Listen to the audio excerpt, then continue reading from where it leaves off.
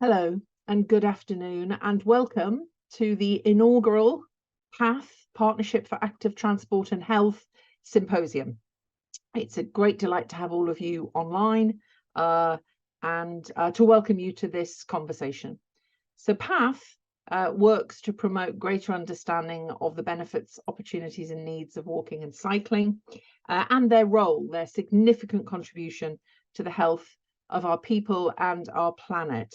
The FIA Foundation, of which I am Deputy Director, is a UK-based but globally facing philanthropy. And we're delighted to be currently the main funder of PATH, but also its co-creator with a range of other organisations, and in particular with Walk21 and with the European Cyclist Federation, ECF.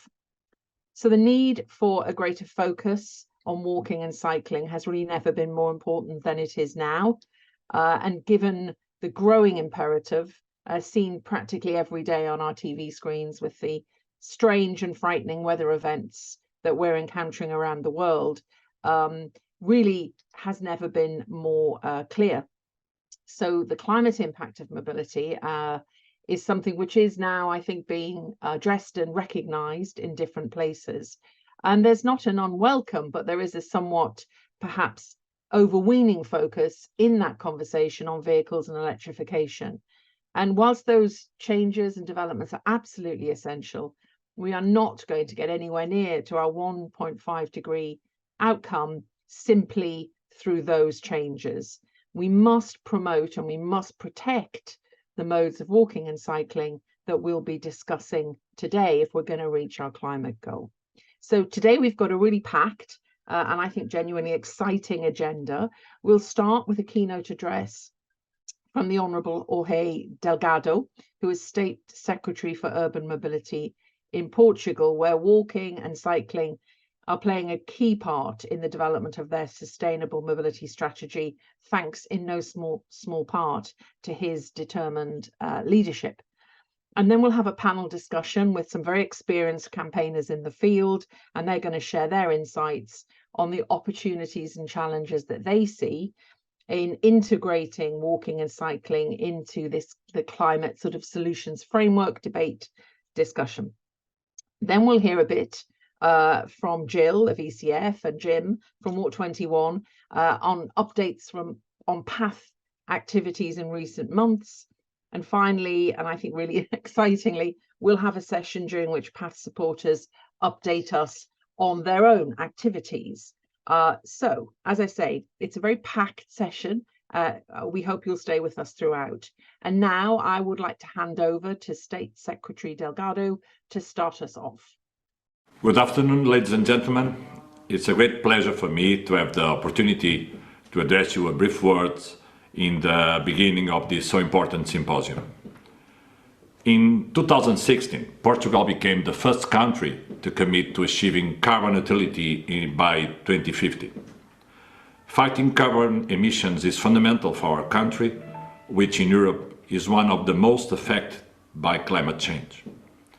And this commitment must have a major impact on mobility, which is responsible for around 28% of the country's greenhouse emissions. It is undeniable that we must decarbonize the way we move. We recognize the enormous potential of active mobility, both for the countless advantage it has for citizens' health, for reducing accidents, for improving public spaces and for humanizing cities, and of course, for its contribution to decarbonized and sustainable mobility systems. The commitment to active mobility, firstly by bicycle, quickly entered the political agenda of the Ministry of the Environment as an important way to reduce the emissions associated with mobility. As soon as 2016, we created the U-Bike program, which financed the purchase of bicycles by universities to encourage students and university staff to use bicycles on a daily basis. In 2019, we created a national incentive for the purchase of electric, conventional and cargo bicycles by citizens, which has already financed the purchase of 20,000 bicycles with 8 million euros. Also in 2019, we created a funding program for the construction of cycling infrastructure between municipalities to connect local infrastructures. And we have financed small projects to enable public transport to carry bicycles and to create bicycle parking facilities near schools, transport stops and public services. It was recently announced that in 2022, Portugal was the largest producer of bicycles in the European Union for the third year in a row. The country is responsible for around 18% of total bicycle production in Europe. However, Portugal is also a country with a high rate of motorization and consequently car use. The percentage of Portuguese commuting by car rose from 61.6% in 2011 to 66% in 2021. Our cities are not prepared for comfortable journeys by bicycle, often not even on foot. The car has been the king of urban planning for many decades. The creation of our national strategies for active mobility, first for cycling and then for walking, was meant to change this reality. The National Strategy for Cycling was approved in 2019. It was drawn up by a group of experts and approved by the whole government. It has 51 measures to achieve ambitious targets by 2030, namely to increase the modal share of journeys by bicycle to 7.5% nationwide and to 10% in cities. Also to increase the total length of cycle paths to 10,000 kilometers, and also to reduce road accidents involving bicycle users by 50%. The decree approving the cycling strategy established from the outset that the pedestrian counterpart would follow shortly. That's what we have now completed, trying to correct the mistakes we have identified in the meantime. At the government's initiative, a working group was set up to produce our walking strategy. This group was coordinated by the Institute for Mobility and Transport, the body that is now responsible for its implementation, and involved the participation of 7 public bodies from the areas of road safety, local administration, land use planning, infrastructure construction, health and education. The process also involved the civil society and was highly participated, with experts being consulted in the first phase and the final public consultation at the end. An email address was set up for citizens to send their contributions at all times. The result was a very robust and consensual technical document, which contains 21 measures and, with the motto, "We are all pedestrians," aims to achieve both targets by 2030.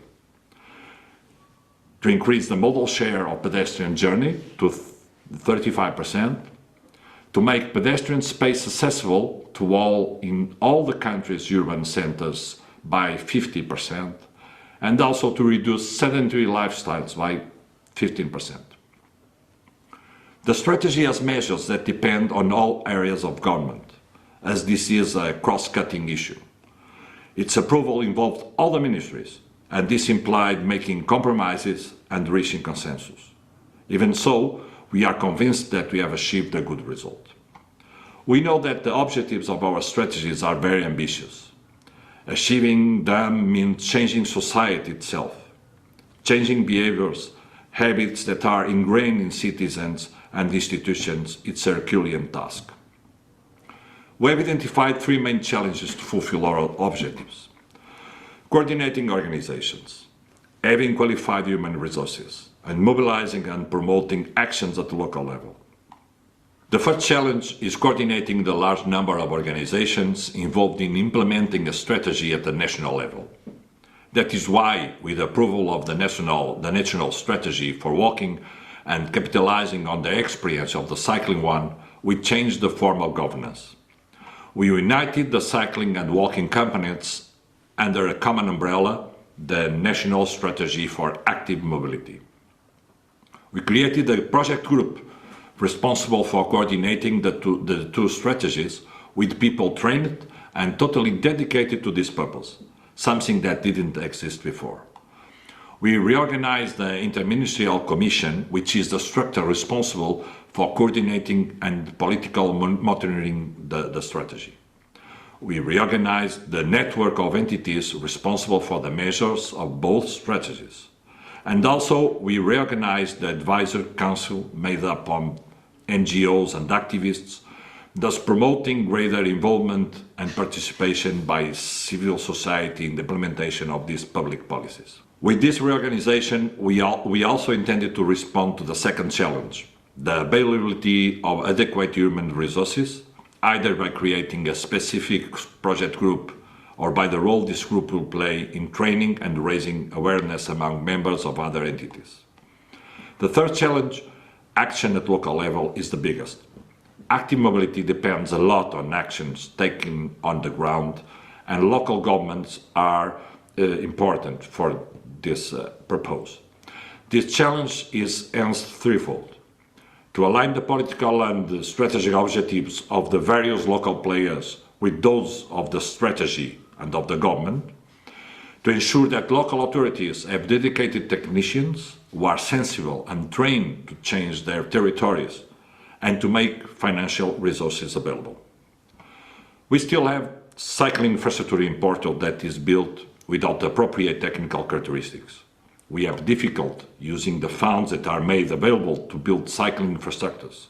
And we have many public spaces which are unsuitable for bicycle users or even for pedestrians, even in the biggest cities. Our challenge is to change this. The work of NGOs is fundamental to changing this reality. It creates pressure on political decision makers, elements, even if not always a comfortable one. It makes citizens aware and shows them alternatives to their current lifestyle. It shows what can be done to achieve change and promote more sustainable mobility. We are all on the same path. I hope you'll be inspired by the work we have done so far, and I'm sure we'll benefit from your experience. I hope that you have a very, very great symposium. Thank you very much. And thank you very much indeed to State Secretary Delgado for that incredibly interesting contribution, such a important reflection of how one puts together a strategy from the very heart of government. And I think one of the things that struck me most was his emphasis there on the need to have local level activities which can offer examples to others. And I think that's going to be reflected very well, I hope, in our panel, to which we turn now. And so I'd like to start with our panel by welcoming all of our panelists today and thanking you for being with us. Our audience today is a real mix of governments and NGOs and experts and campaigners. And so I think we'd all like to hear from your perspective and your expertise on how you see these issues of walking and cycling fitting within the discussion on climate change, but also how we go forward, drawing on your experiences, highlighting good practice in promoting their role within those discussions also. Now, I should say before we start our panel to the audience that I'm afraid we don't have time for a full Q&A with yourselves, which we regret hugely. But I note already people are dropping things into the chat, and where other people see that, maybe they'll be able to share materials that they think are relevant too. To the panel, I have to say, please keep your responses to my questions as short as possible so that we can have at least a couple of rounds of a conversation. So if we could open up the panel now, that would be great. And start perhaps with one of our panelists, Carly Gilbert-Patrick, of the Transport Union unit, forgive me, not union, unit at the United Nations Environment Programme based in Kenya. So Carly, you lead work around the Share the Road initiative in UNEP, and that's got a focus in Africa, as I understand it. So, and Africa has the highest modal share for active mobility. So what are your thoughts on that general question of how we make sure walking and cycling really takes its place? Thanks, Sheila. Yes, so I'm leading the UNEP Share the Road programme, and we've chosen Africa really as our priority region because we know it has the highest fatalities and also, like you said, the highest modal share. It's actually, we calculated in a recent report that 1 billion Africans walk and cycle every day as their main mode of transport for almost an hour. So there's this huge sort of need to protect them. And I think we've really seen the conversation shift in the last few years. We're no longer sort of explaining why active mobility is contributing to climate change and how it's part of the solution. We're very much focused on action now. And we're seeing a real sort of shift in ministries of transport in prioritizing investment for active mobility. But I think there's still a big part missing around the sort of connection with other ministries, because the money's in transport, the decisions are being made in transport, but actually the impact tends to be in the environmental sector, in the health sector, in the education sector. So there's a lot happening. We're seeing lots of national and city governments sort of really putting commitments forward, developing national and city policies, some with our support, ring fencing money, and there's a lot more to do as well. Thanks, Carly. Thanks very much. I'm struck by the comment you make about the role of cities, because with all of this, and of course in many of these global processes, it's governments that take the lead, but cities are a really important focus. So turning now to Heather Thompson, who is CEO of the Institute for Transportation and Development Policy, ITDP, as we all know it. You're really engaged with cities on these issues, I know, particularly through your Cycling Cities initiative. So what do you see kind of as the key practical learning for the role of cities in promoting these issues? Yes, well, thank you so much for having me join this morning. And ITDP is a proud partner of PATH, and it's great to bring these various initiatives together and try to shine a light more on the needs around cycling in particular. So ITDP launched with other partners our Cycling Cities campaign almost 2 years ago now at the climate conference COP in UK in 2021, really in the aftermath of looking at a real interest in cycling during and after COVID, and recognizing that we know that this is a huge solution for cities. How could we really bring cities together to show the interest and demand and put pressure on those at the climate conference to recognize cycling as the true climate solution that it is? So our goal was to have 25 cities join the campaign, and we're now more than 30, I think almost 40, and our goal is to reach 50 cities, focused predominantly on the global south. There's a lot of attention on cycling, especially in Europe, a lot of evidence coming from Europe about the benefits of cycling, but we really wanted to shine a light on all of these other cities around the world that are trying to elevate cycling as a solution, including Africa, Asia, Latin America. So some of our cities are Bogota in Colombia, Guangzhou, China, Addis Ababa, Ethiopia, Chennai, India. We have cities from all over the world. And our goal is to have 25 million more people located near protected cycle lanes.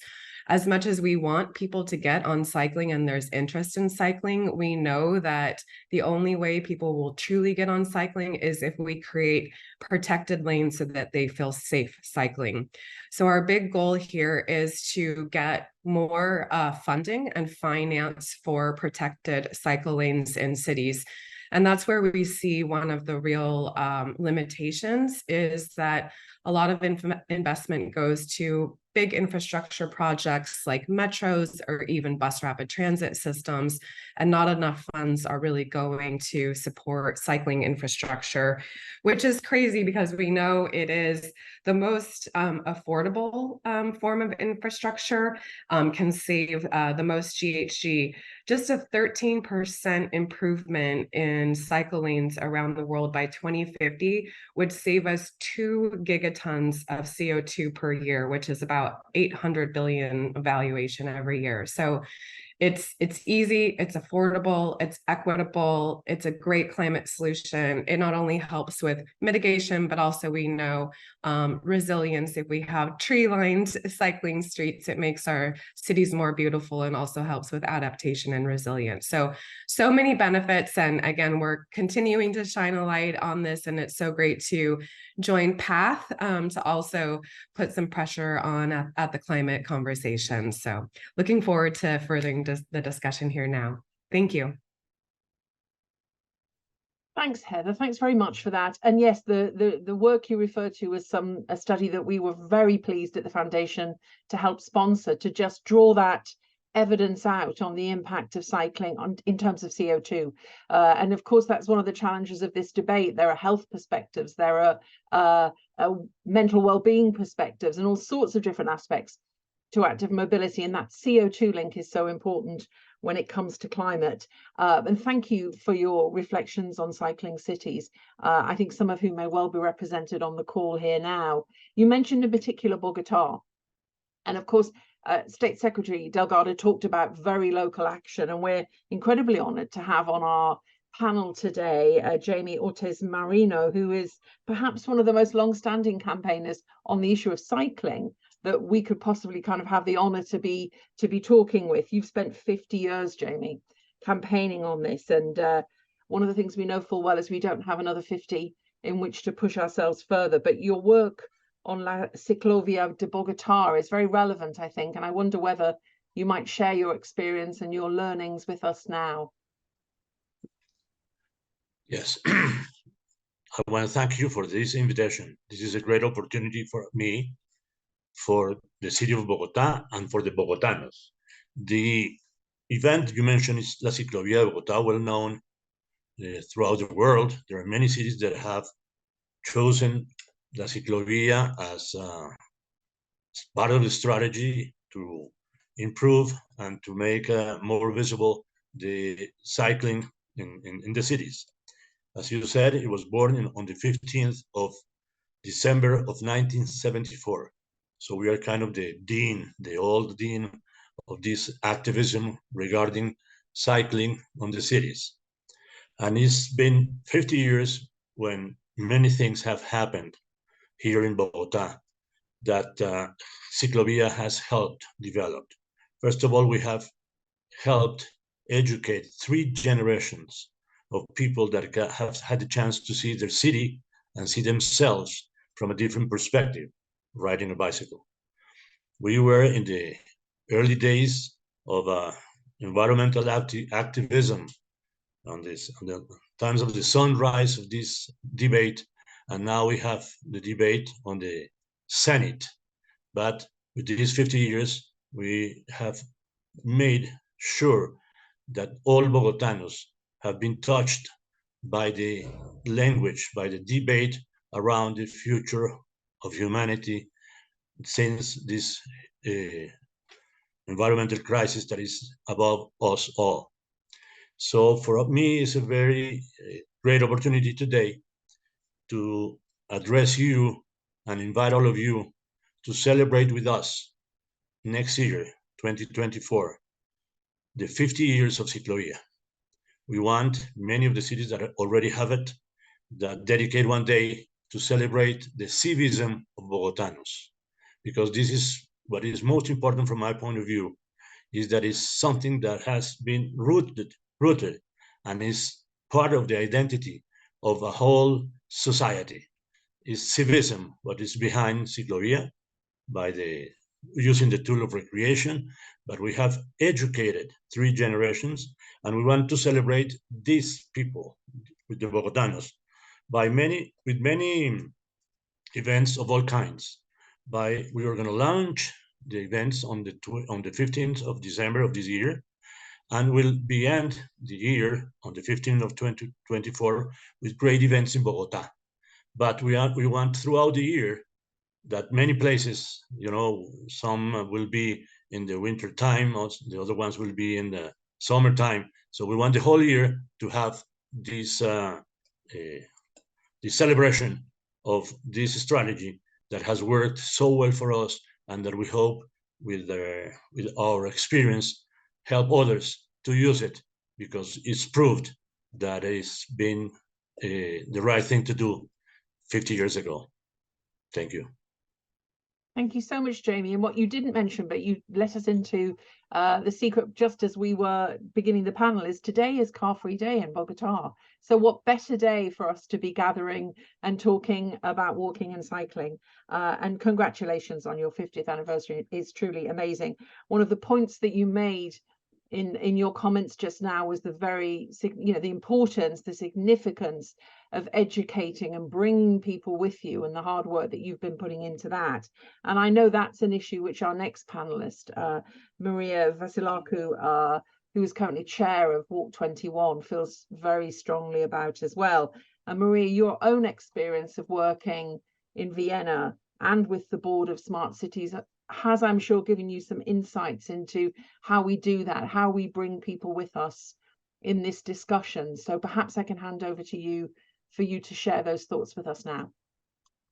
Well, thanks, Sheila. Let me start by saying that I think we always need to go back to the big why. Why is cycling and walking so important?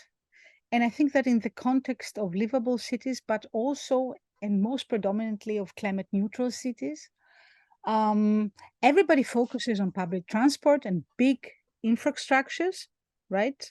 And we tend to forget that cycling and walking is the glue of mobility between, example given, public transport stations and destinations, or within zero emission zones that we're all discussing. But you know, we tend to forget about the infrastructures we need for zero emission zones.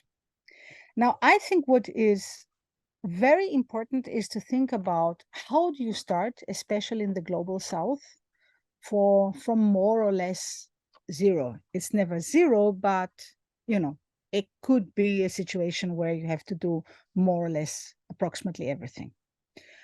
So I think one thing that you need is, of course, support from strong leadership, because it's always controversial and we need to always remember this.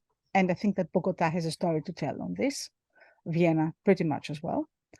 And it's about having a clear vision and being able to translate it into action.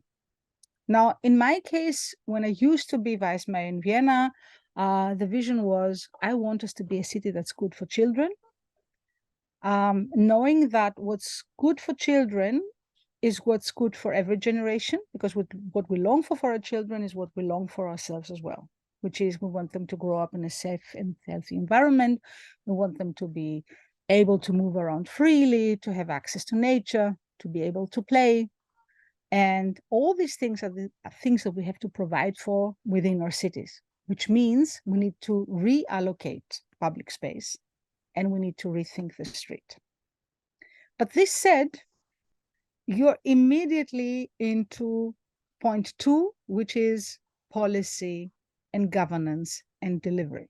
And that means you need to involve all departments, really all departments. We tend to think about departments that are involved in planning, but seldom we involve departments that are into delivery. So you have excellent plans, and then you have departments that would deliver streets that were done the same way as always, just to give you a small example.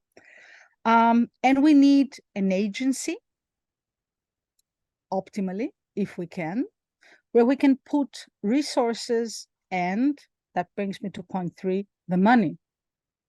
Because what kills best ideas and projects in many parts of the world is bureaucracy. So the money is there, but you can't really access it, And it's highly complicated, and there are so many things you want to do, but you can't do because you need to wait for calls, just to give you an example for Greece, where I'm working right now. So, so you need to think about financing and no wish lists, but, you know, have projects and financing that goes with it, a budget that goes with it. And optimally, you need to look for an agency where you can put the money in there.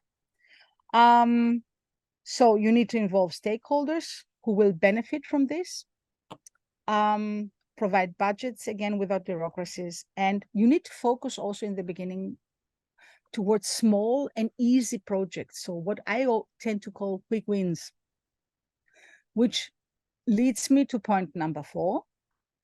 You need to involve community, local community. And I'll just give you very briefly 2 examples. One is, think about schools and the ways of children to school, and, you know, the surroundings, the immediate surroundings of schools. You find many allies in local communities when it comes to, you know, redesigning this as a starting point. And these are really powerful quick wins without much of discussion. And what we did in Vienna was to introduce a community grants scheme where everybody that has a good idea can have approximately 4,000 euros grant to implement it during summertime. And this has resulted within 5 years in more than 500 projects that have been implemented throughout the city. And 5, and that's the last thing, you need to think in networks, which means you need to realize that, yes, it is about projects, but it is also about connecting the dots with each other, because it is the connected dots that will provide the impact. And having said this, I have had great inspiration example given from Bogota and Ciclovia, because we were thinking a lot about infrastructures and pedestrianizations and traffic calming and child play streets and whatnot. But we tend not to think about the power of culture and of events, even if they're temporary. So you need to embrace flexibility and temporality. And I think that this is a way forward, how you can, you know, on a very small budget, transform an entire city. Thank you so much, Maria. What a comprehensive answer and set of examples and ideas. The point you make about children is one that's very close to our heart at the foundation. We're great supporters of initiatives like School Streets and so on, which are all about motivating communities, and certainly on some of the clean air aspects of non-motorized mobility. That's been very powerful, I think. But how to unhook it more generally is a really interesting question. You made great play of the issue of our urban spaces, of our cities, and our final panelist, Asif Nawaz Shah, who is a key member of the COP28 team at UAE, so a very important person at this point in time as we get close to that meeting in December. I know that urban issues are really important to the UAE presidency, and so I think it would be really interesting for all of us, having heard so much about local activities and what governments are trying to do and how stakeholders are trying to engage. How do you see this issue fitting within that very important global process around climate change action? And you know, what is the best way for these issues, which have hitherto not been much heard, to make their way into that debate? Thank you so much, Sheila, and to the rest of the panelists. So that's a really good question. I want to start by just highlighting some news that has come out in the last couple of days, which many of you may have seen. And that is that for the first time, the presidency, the COP28 presidency, is planning on hosting a summit dedicated to local climate action at the COP. That was announced with our partners at Bloomberg Philanthropies for the 1st and 2nd of December, a local climate action summit, which will bring together subnational leaders with national governments, with international institutions, civil society organizations, businesses, to supercharge local climate action, because there's a real strong recognition of the fact that the climate fight is won or lost in the local settings. So that's something I want to just put up front there to illustrate the space that local action is really going to be occupying within this year's COP. In addition to that initial summit, we will be having a dedicated day, a dedicated thematic day within the 2 weeks to multi-level action, urbanization, built environment, and transport.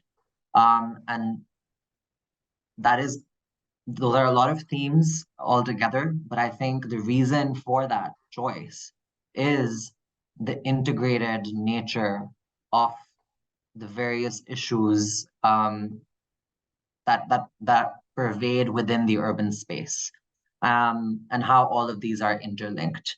And that really is key to how we are designing that day, and the objectives we've set for ourselves in terms of what the program should achieve.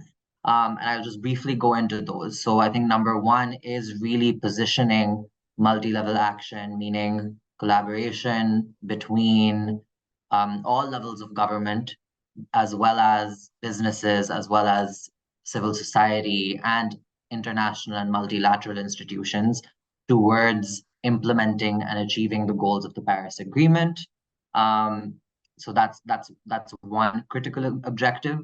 The second one is positioning and highlighting the urban agenda and the urban opportunity as a key way to take integrated, holistic, transformative, inclusive action across a wide range of sectors, and not addressing emissions within the urban space in a siloed manner, for example, within built environment, within transport, within waste, so on and so forth, but as more of a transformative, collective approach to all of these systems and sectors which interact and interplay with one another, especially within cities. So that's the second one, and that's I think a really critical objective for this particular conversation and this particular issue, because what becomes really important there is also making sure communities are really close to the process of designing and implementing the policy that is being put forward within the context of cities, and making sure that the outcomes of those policies are weighed in terms of the benefits and costs they will bring to communities. I think and then the third objective, which is a bit more directly specific to transportation, is ensuring that the built environment and transportation are elevated within global climate discourse, and really highlighted as critical areas where integrated, cross-sectoral, multi-stakeholder, multi-level, multi-year action is critical towards actually advancing specific targets that have been set at the global and national level, and that must then be implemented at a local level. So within that objective, key is also looking at that matrix of the avoid, shift, improve problem. And that's going to be a key consideration on December 6th. But we're also looking to highlight the nexus of transport and built environment with energy, industry, the just transition, which will be a separate day that's going to be happening on December 5th. So something that is, I'll end on a note that just as that something that is really embedded within the DNA of this COP is nexus, a nexus approach to climate, and making sure that we're not talking about mitigation in silos or adaptation in silos. We're not talking about transportation and built environment in silos. We're talking about all of these issues as interlinked, interconnected, interdependent pieces that as a sum will present the solutions we need to the climate crisis. So I'll stop there and thank you for the question. Thank you so much, Hasifan, for that description too of how UAE and the presidency are approaching this issue. It is, I think, apparent to all of us who work in the sector that there are very few equally cross-cutting relevant issues as mobility, which touches, you know, so many things. So to hear that you're seeing things that way also is really important. It's been mentioned a few times in by different people in this panel that the need for integration of different policy approaches is essential. And Carly, I know this is something you've been focusing on and working on, and which I'm hopeful you might have the odd real world example of, so that we can share that with Asif and both reassure him that this is happening, people are doing this, and also perhaps something that we could even try to share at the COP. But over to you, Carly. What's your experience of where this policy integration is taking place through Share the Road?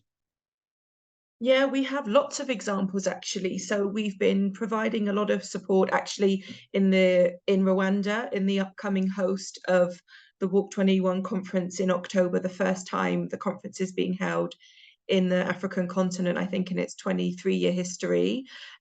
So, you know, there are lots of examples, for example, of car-free days happening every week, whereas Kigali have actually started having car-free zones, which are in place 24 hours a day, 7 days a week, 365 days a year, really beautiful spaces that are being used by the community.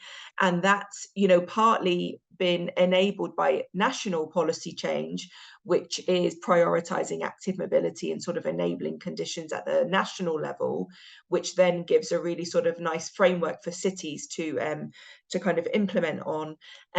Nairobi has an active mobility policy which ring fences 20% of its city transport budget to walking and cycling infrastructure, and every new road that's being built in Nairobi has infrastructure for pedestrians and cyclists, as well as them trying to kind of fix the backlog of streets that were built without infrastructure. Addis is another fantastic example where we're seeing a lot of change. And really what we're seeing more and more is countries sort of taking advice from each other, and no longer needing to reach out for international examples, but taking examples at national and city level from within the African continent.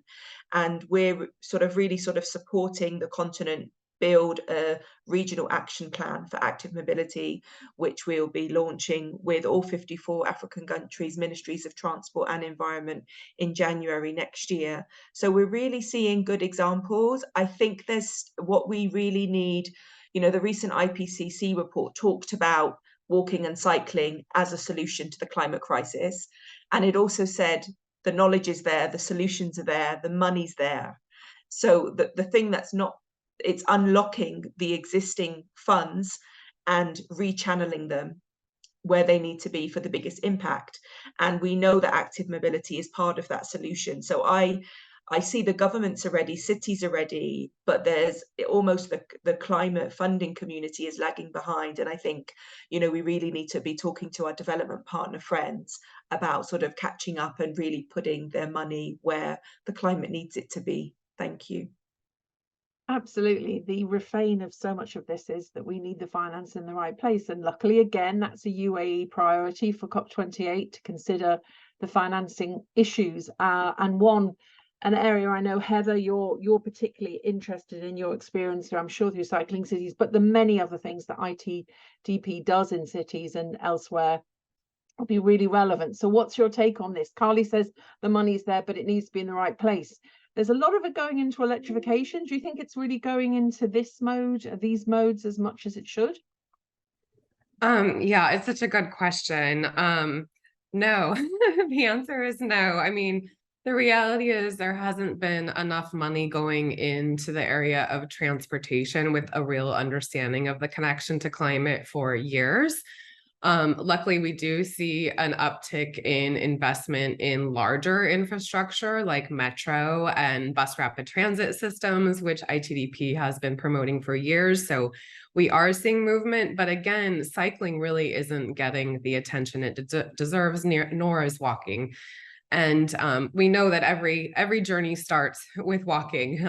So, you know, again, we really need to emphasize the importance and the investment in this.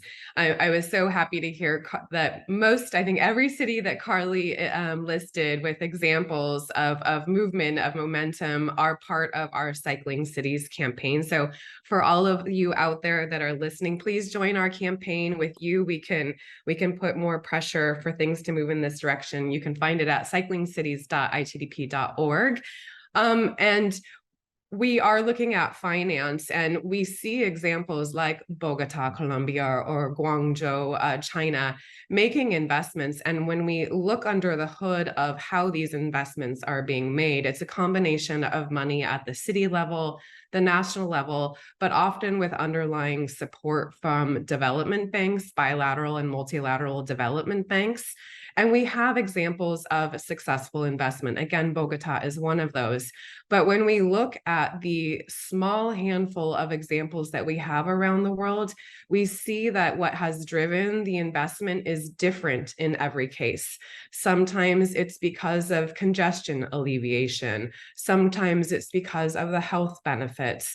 Sometimes it's because it's actually leading to increased ridership on public transportation, which leads to increased revenue and, of course, makes the economic model stronger. But we have this fruit basket of comparison of apples and oranges. And what we really need to do is streamline this approach so that all of the development banks, their operations around the world, are thinking about this in a similar way, and that the benefits are really monetized and then capitalized on with investments.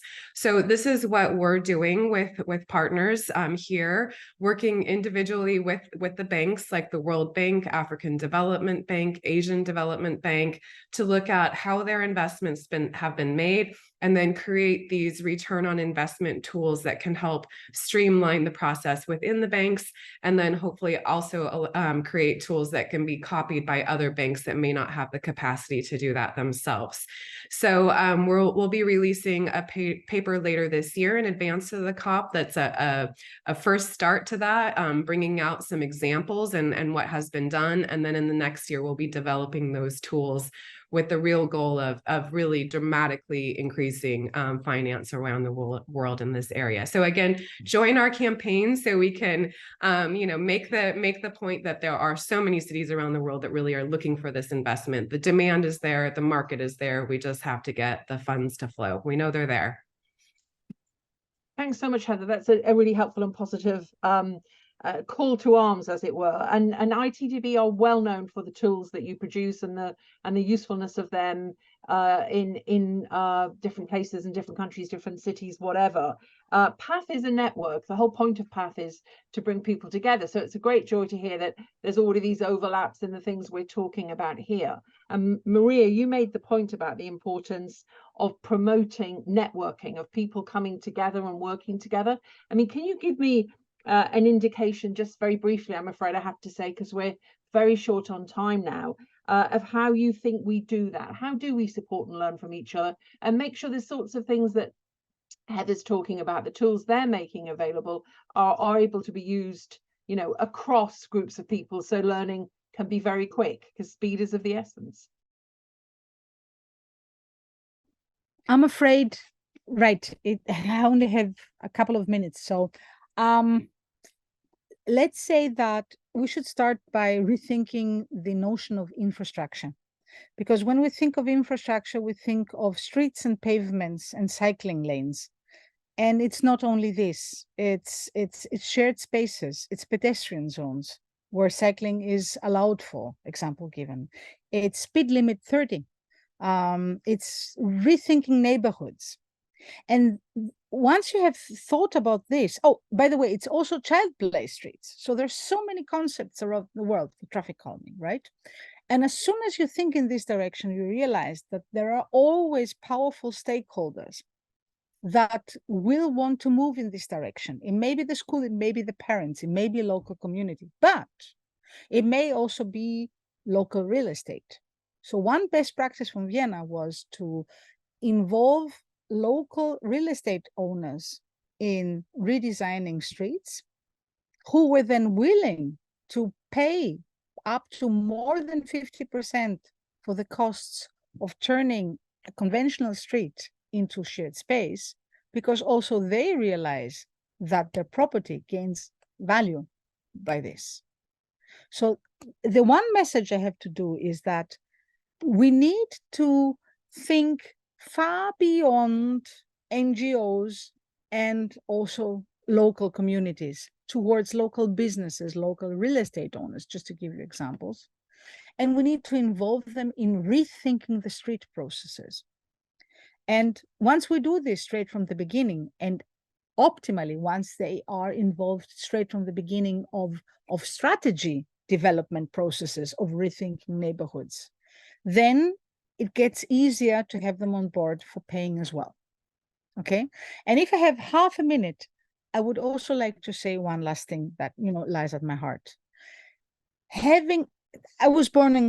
I've grown up in Greece, so I think I have enough experience of the South, let's put it this way, because perhaps this is a place on the crossroads. So we tend to obsess with streets and sidewalks again and cycling lanes, and we tend to forget the areas from, towards and from public stations, public transport stations. So, and what is about squares, and what's about kindergartens and schools, and what about parks? So if we start thinking of, yes, and involving local communities and involving local real estate, but I have to do an entire city, where do I start? I always say start to where, you know, you want people to go and come from, or where they have to go and come from every day. So the surroundings of these magnets, of these community magnets, is where I would start. And this said, and knowing I'm not returning, thanks for having me here. It's been a pleasure to join you. Not at all, not at all. It's been brilliant to have you, Maria, too, and to have those thoughts on the important role of local activism. That's something we haven't touched on. All of this, sadly, is pressing very hard on some strong vested interests. And Jamie, with your experience over 50 years, we're looking back on a success, but there must have been moments when that's been the real challenge. Have you any advice to any of us working in the field on how to address those vested interests? Maria says involve them early. Has that been your experience? Have you got any other advice? Where do we start with your knowledge? Perhaps by saying that many of you don't know exactly what Ciclovia is all about. Let me tell you that it did start 50 years ago with 20 kilometers and 5,000 people that came out the first day. As today, La Ciclovia de Bogotá runs on 130 kilometers and takes 1.5 million people, 1.5 million people every Sunday. So the scale of things is something that is achieved by patience, by work, and yes, definitely it's been a hard work, but we were very lucky to convince the city administration from the beginning to take responsibility for the event. That was the first step, and with various levels of quality and amount of investment throughout the years, but we have always had the support of the city.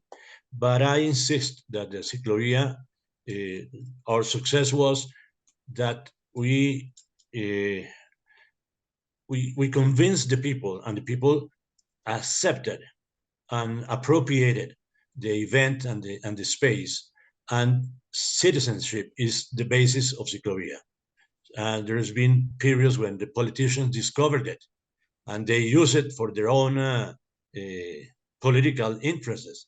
There are moments when the academia didn't want to see it. Now it's completely different. But the key thing was that we were successful, and that's why we are going to celebrate Bogotanos, because I think Bogotanos are the key issue in Ciclovia. Is the people that appropriated, and that's one of the efforts I suggest everyone try to help the people understand and appropriate the space. Thank you so much, Jamie. Well, we're nearly at the end of our time. The point of today's discussion, our first symposium, was to really draw the links between the modes we're focused on and caring about walking and cycling and climate. So I've got to come back to you, Asif, at the end of this, as you are the COP28 representative in our panel, to say to you, you've heard a lot about the work that is ongoing, the positive examples that we have, the tools that are available, the passion in communities. So I've got to hand it back over to you and say, we need perhaps just one more steer from you on how we make sure that at that very global level, all of this energy, positivity, and good work is really seen. So without wishing to put you too much on the spot, if you can in a couple of minutes give us any steer, we'd be grateful. Yeah, very, very quickly, I think just to pick up on what my fellow panelists have brought up. Number one, we're really looking at COP, and this COP in particular, to be a stage for solutions that will help us move from action, or that help us move from pledges and commitments to implementation. And that's why we're looking towards actors at the local level, and not just cities and local governments, but like Maria mentioned, local businesses, local communities, and so on and so forth, to bring those real world solutions, real economy solutions to the stage at COP, and break out of what is often very much a policy siloed conversation. So I'd say my number one steer is we look to the people on within this community to use the platform that COP28 will provide to surface those solutions, to surface those ideas. And I'm not going to call them innovations, because I think a lot of them have been around for a while, but to put them and reposition them within this space and within that light, and highlight how this will move the needle, both on reducing emissions, but also building resilience and creating healthier, safer cities for the future. The second thing I'll pick up on is the finance piece, which I think Heather and others touched on. Finance is a critical priority for the presidency overall, making it more accessible, more affordable, more available to those that most desperately need it, particularly within the global south. And it's also a critical pillar we're looking at under our cities and multi-level action and urbanization, built environment, transport thematic, because we recognize, as others have observed, that too often not enough of the funds actually make it down to the local level. Not enough of the funds are invested within projects that are going to be implemented within cities and that impact communities on the ground. And so that's something we're really looking to surface. So highlighting both through having finance-specific conversations, which we welcome input and engagement in from the past community, but also on thematic within thematic spaces. So conversations around connected human-centric cities, for example, what do those look like and how do we source them? Conversations around accessibility and inclusion in the urban space, for example, and so on and so forth. So how do we make sure finance actually gets to where it needs to go, and does so considering the needs of those who are going to be deploying those funds? Thank you. Thank you so much, Asif. Thank you for that insight, and we've all taken on board those comments and that steer. Now, I have to say a big thank you to the panel first, because although normally it's the job of the moderator to sum up and reflect on what's been shared with us, it's too difficult. You've all said far too many interesting things, and although I've been taking notes, I think the best way forward is to get somebody with a great deal of expertise on these issues and the broader picture to do this for us. So we're very lucky that we have Marusha Kadama here with us. She's the Secretary General of the Sustainable Low Carbon Partnership, Transport Partnership. I always get that the wrong way around. SLOCAT, as we know it. And Marusha, you have sadly just a few minutes, but if you could give us some reflection on what you think, what you've heard today and what you're taking away from this conversation. Thank you. No, it's me who has to thank you. Wow, what a terrific panel, really. What a terrific panel, and thanks very much.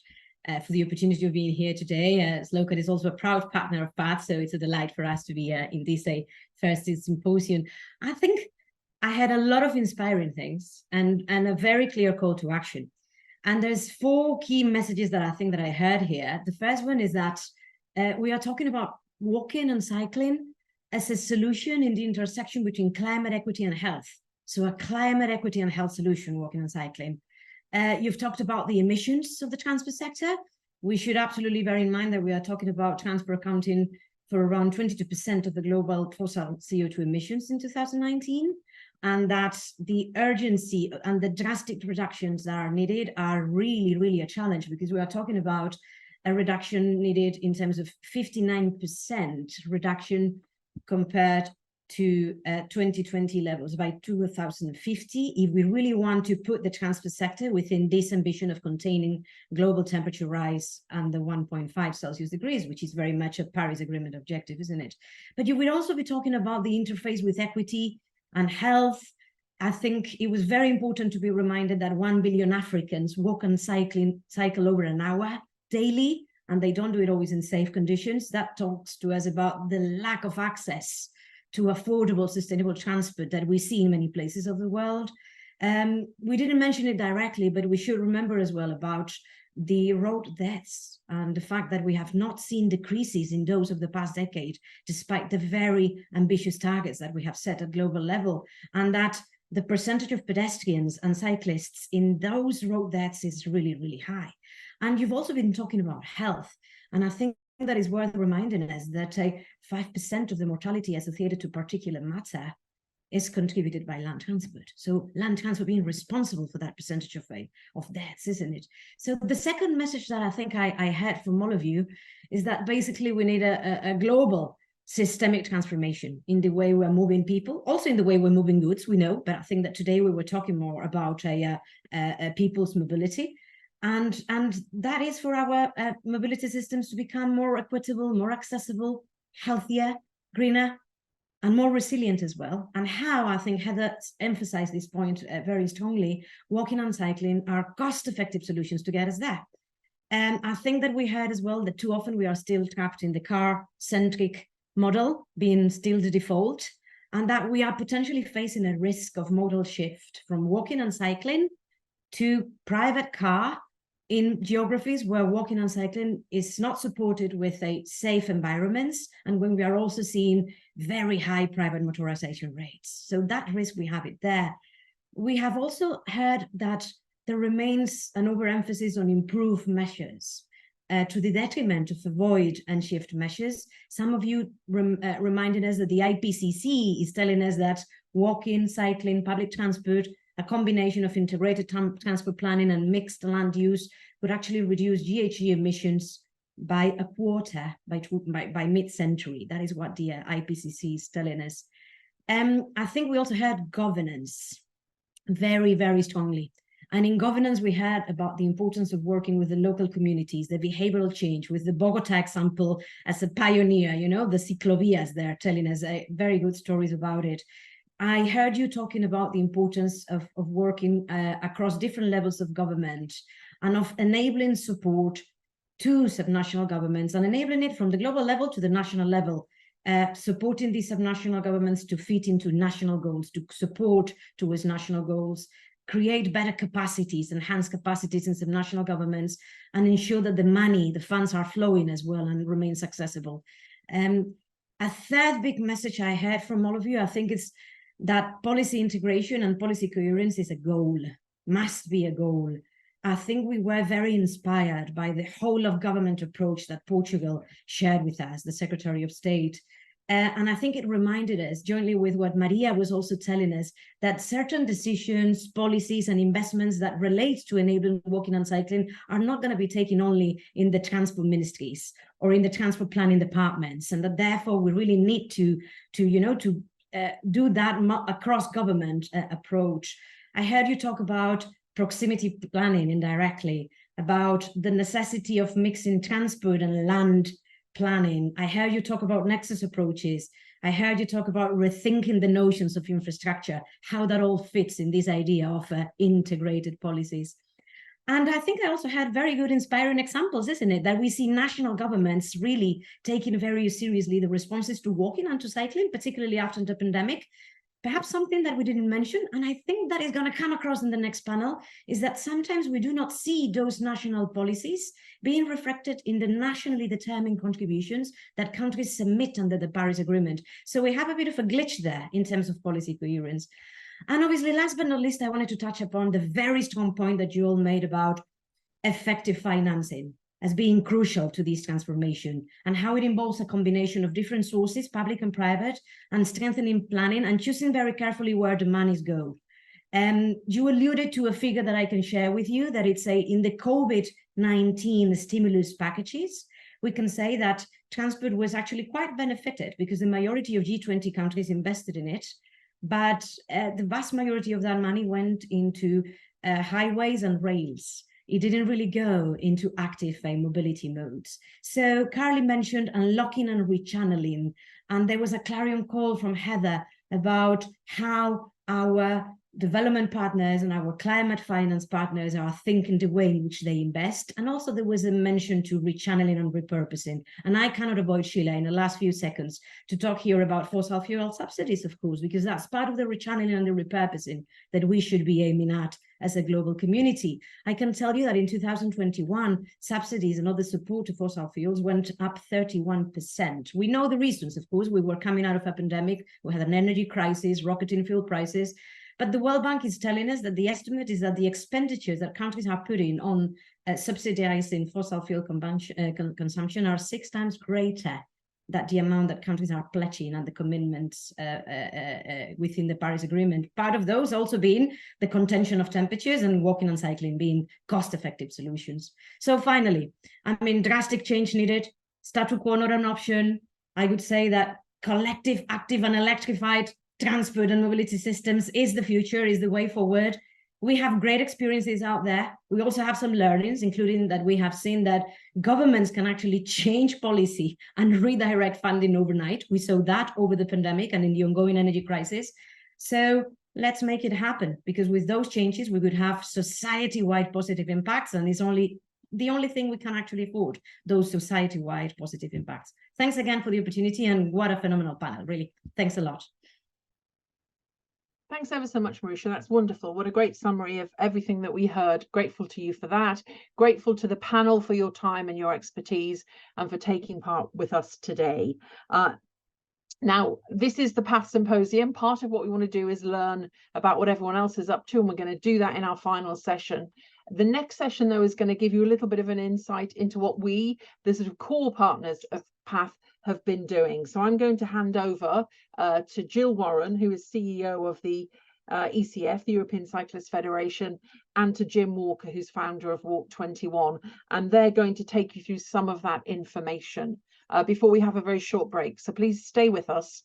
It's a lot of listening, I know, but it's worth it. I really think it is. And thank you again to my panel for your time. Great, thank you, Sheila. And I think I'm going to speak first, and then it'll be Jill. I'm Jim Walker from Walk 21, and I'm delighted to be able to share with you today a little bit of an insight into what we've been doing as a sort of policy review. We know that there's a lot going on out there, and we really wanted to understand a bit more about the effectiveness of policies. And we borrowed some of the research from what ECF had been doing at a national level, looking at strategies. And we have been thinking about that and applying that to all the countries around the world over the last few months. And we thought it would be a good time to share with you a short insight into the things that we found. Can we put up the slides, please? Fantastic, thank you. So very quickly, and maybe you can go to the next slide. We've had a team of people looking at national policies around the world, and these are people, all of which have got either PhD candidates or they're MSc master's students. Louise there is actually a professor of policy studies at Birmingham.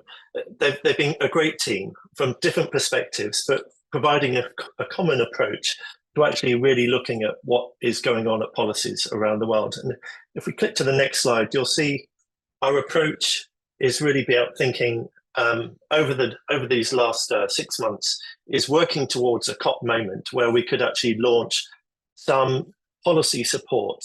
So in the first instance, and what we've been doing over the summer is reviewing national transport policies. We will then, and we're halfway through this exercise, be reviewing where we are with nationally determined contributions, which is effectively national climate policies. And then we're going to do something that I don't think has been done before. We're actually going to identify the gap, where there is a gap between what people have said in one policy and what might actually appear in another. And we'll be very interested in that to be able to provide, come November, a policy template. We think that we can come up with some words that we could share with people to really give governments a sense of what it is that we want them to do. And we will be launching that review and the template at COP in early December. Next slide, please. Interestingly, when we needed to talk about walking and cycling, you'll all know it's actually not as easy as just looking for the word walking or cycling. In fact, we looked at more than 72 terms, and not only this, but we've looked at these terms both in Arabic, Chinese, Russian, French, and Spanish as well. So more than 360 searches that we've done through documents in order to work out whether people are talking about active travel.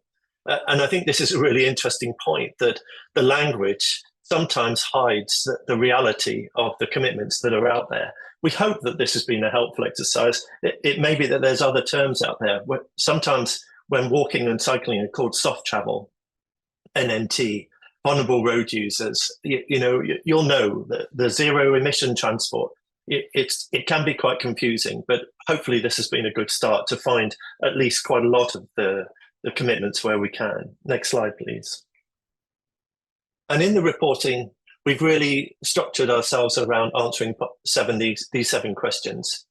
How many countries actually include active travel policies? How many policies identify a lead ministry to oversee or deliver these policies?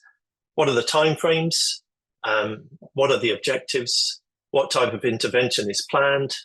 If there is actually money attached to the policy.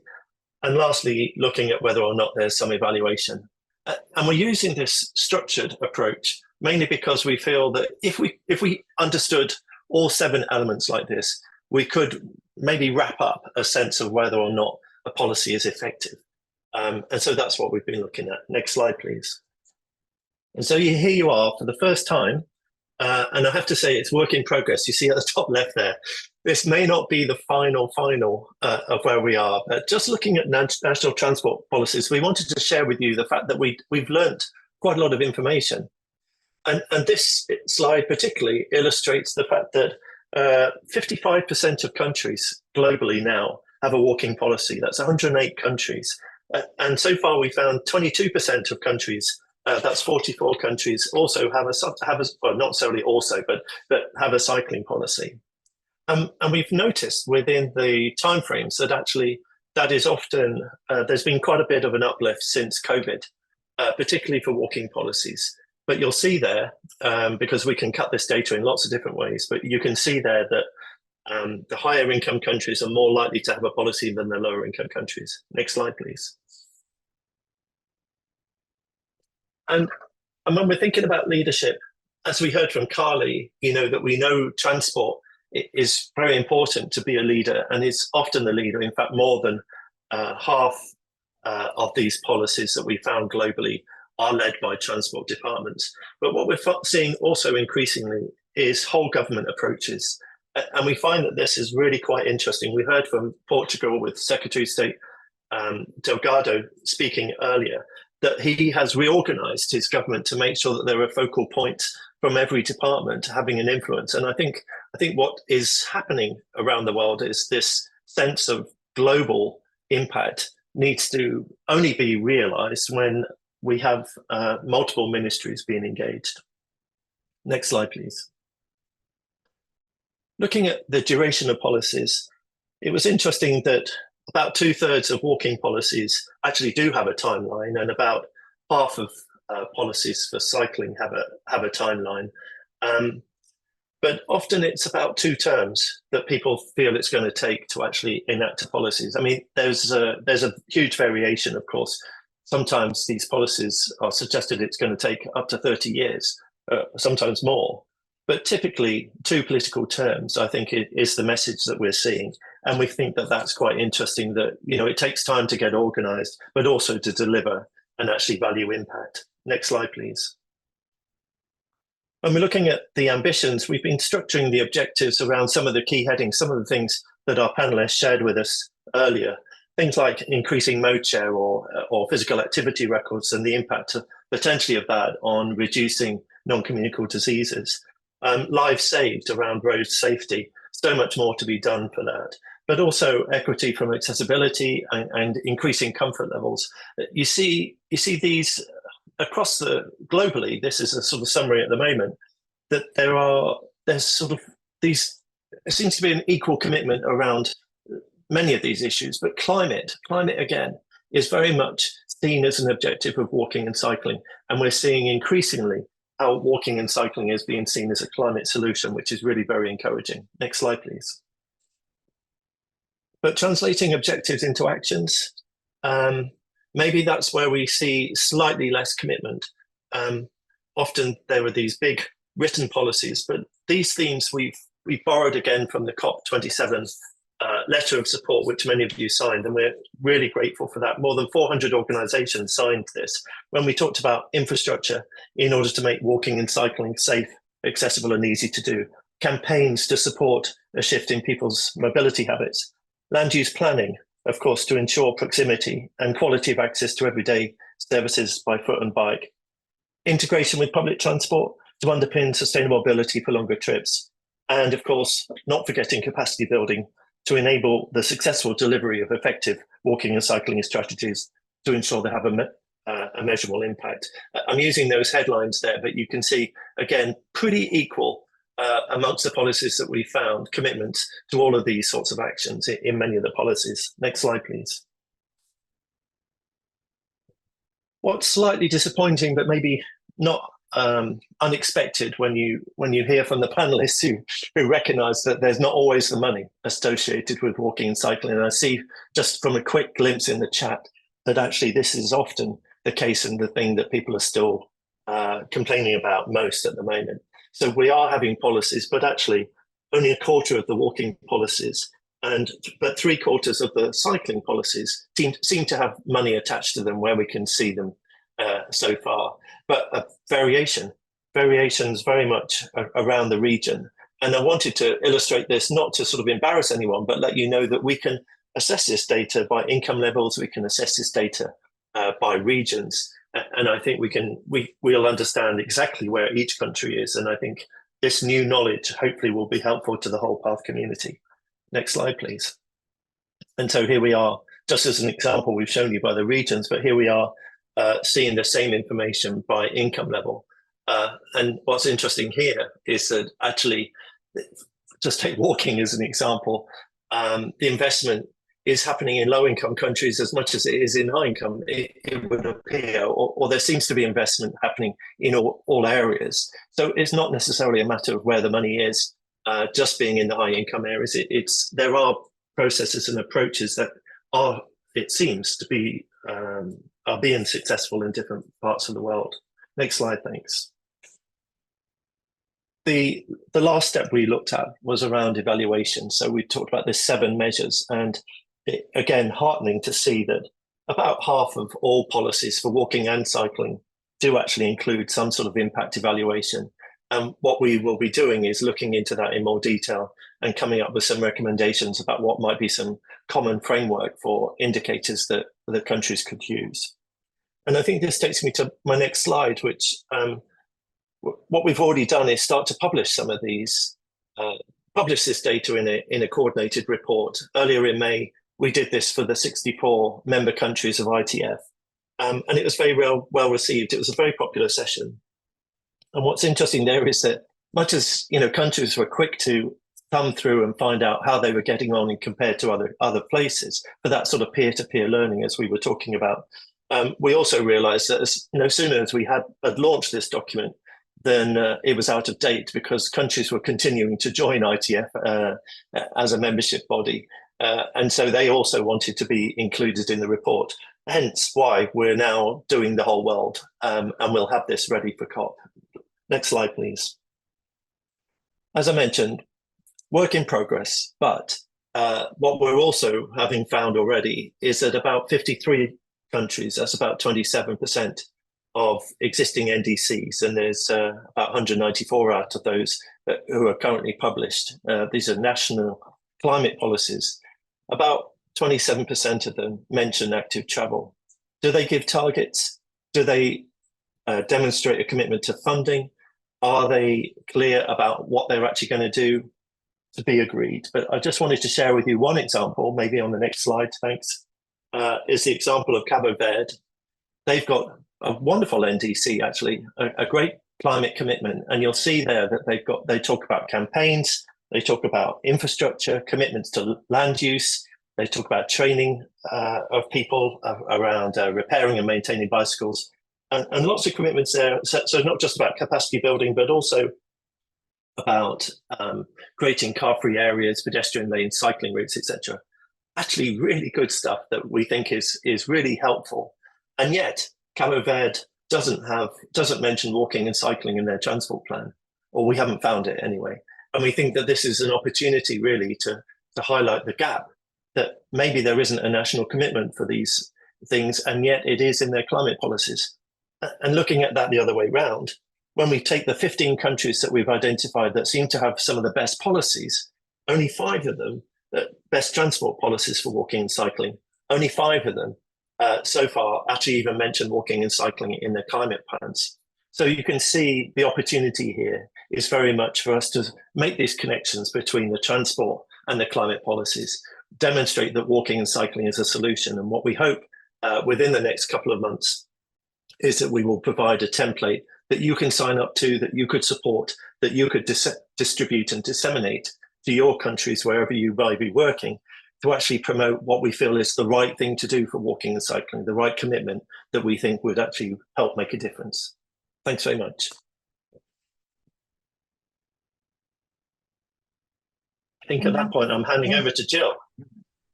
Thank you very much for that, Jim. Thanks so much for the preview of all of that work that's been going on the past months. Really a lot of work and some really good results there. So I just want to spend a few minutes recapping PATH's upcoming outputs and activities, but more importantly, how can you get involved? Next slide, please. So as Jim said, the past month, the team's been analyzing the walking and cycling policies and the walking and cycling content in NDCs for nearly 200 countries around the world, 8 to be exact. And this work is going to be finalized and launched in advance of COP28. COP28 takes place this year in Dubai from the 30th of November to the 12th of December. And as Asif said earlier, the transport day will be on the 6th of December. And a number of PATH partners, both in this call and in the audience of the call and beyond, will be there. But we want to take the whole PATH community with us to COP. And so in the run-up to COP, we're going to have a campaign again this year, and the goals of that campaign will be to raise further awareness of walking and cycling's absolutely enormous potential to mitigate climate change and to improve public health and deliver all these adjacent benefits that our communities really want and need. We want to use the campaign to promote our findings that highlight both good practice, but also highlight the gaps that are there and how they might be filled. We also want to point the way towards more effective policies and NDCs and offer our support to those who'd be willing to listen to us and learn from what we've learned from this whole analysis. And we want to catalyze further change that is going to help unlock more of that potential and help reach the climate goals. So in addition to publishing and sharing our analysis and the NDC template, we're going to, as part of that campaign, issue another open letter that calls on governments and cities to invest more in safe walking and cycling, which draws on these findings that show why it's needed. Last year, as Jim mentioned, our letter attracted around 400 signatures from nonprofits from 70 countries across the globe, and we want to exceed that this year. At the COP, we will organize and speak in side events. So we've applied for a slot to do that on Transport Day through the official process, but we'll also take advantage of other opportunities with our partners and others to promote the findings and our call to action and to offer our support. And this can also happen in events organized by governments and other delegations who will be there and who support our cause. We also want to organize bilateral and other meetings at COP with government officials, for example, from transport and environment ministries, so we can share our findings, share our call to action, have a discussion, offer our support, and so that we can also understand where they're at in their journey and how we can help. Next slide, please. How can you get involved in this? Well, first of all, help us grow the PATH community. Nonprofits can become PATH supporters.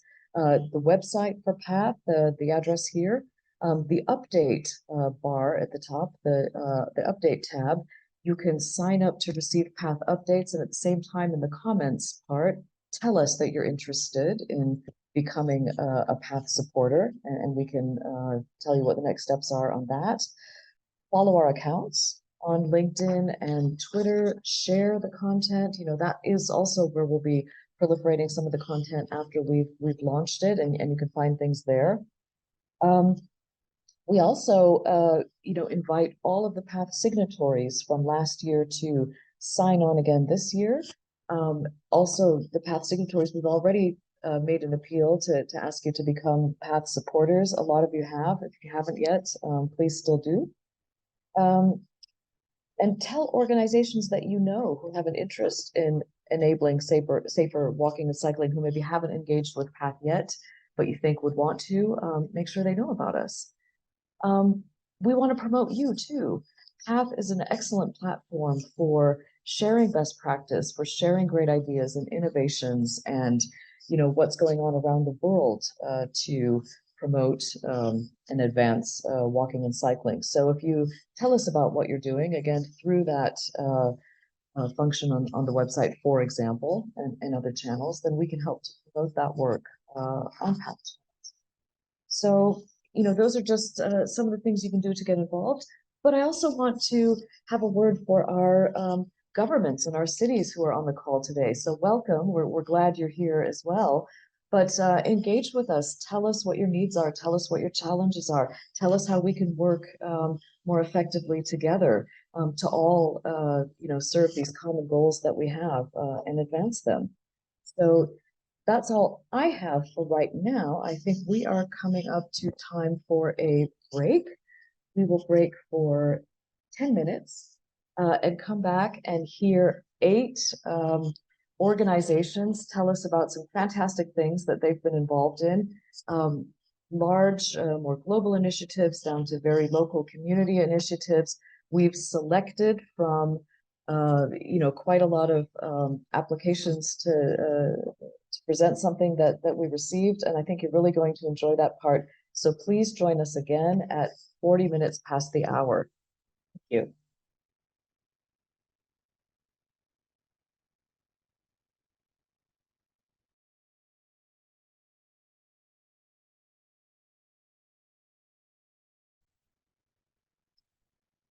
Hello and welcome back, everybody. So now we come to the news from the PATH community segment. We will have 8 PATH partners or supporters tell us about something that they've been working on, about 5 minutes each. And we will start with Chris Bruntlett, who is the communications manager for the Dutch Cycling Embassy. Chris, over to you. Please turn on your camera. Thank you. Thanks so much, Jill. Good afternoon, everyone from Utrecht. My name is Chris. I'm the Marketing Communications Manager with the Dutch Cycling Embassy. For those of you who aren't familiar with our organization, we're a public-private partnership that was initiated by the Dutch national government in 2011. We have quite a significant network of Netherlands-based organizations that we partner with on all kinds of activities, workshops, capacity building programs, training programs, study visits, and so on. Am I going to get my first slide on the screen?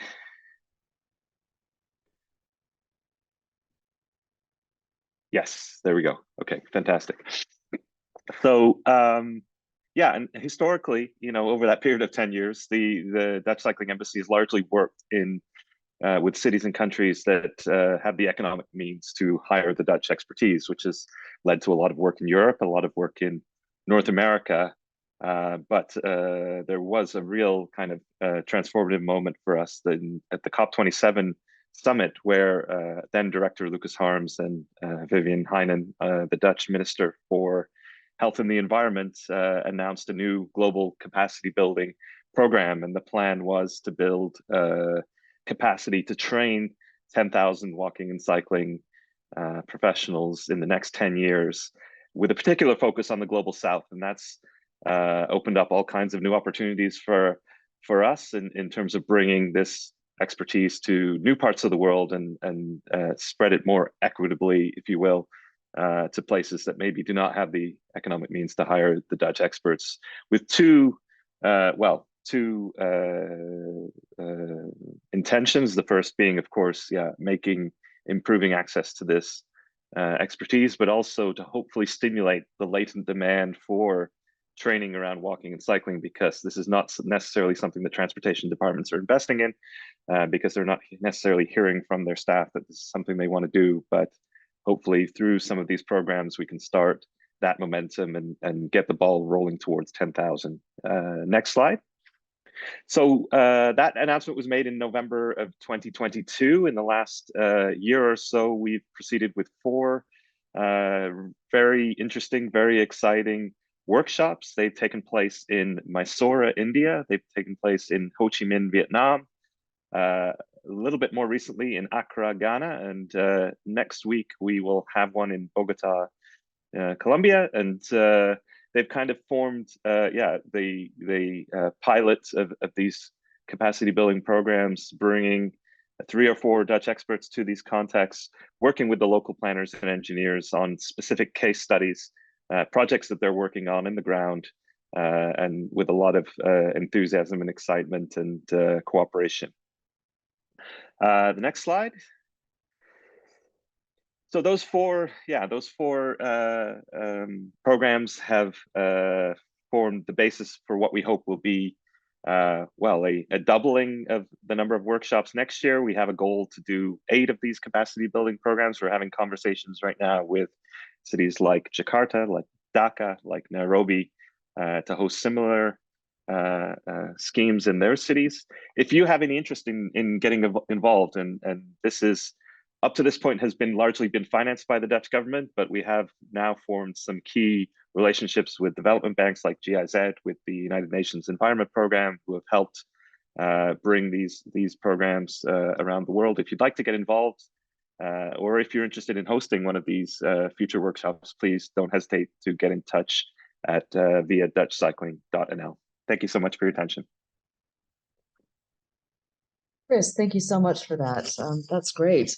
We will now hear from Carlos Rodriguez, who is from the organization 30 Days of Biking, who will tell us about an open source tool to promote cycling for daily mobility in Spain and Latin America. Carlos, the floor is yours.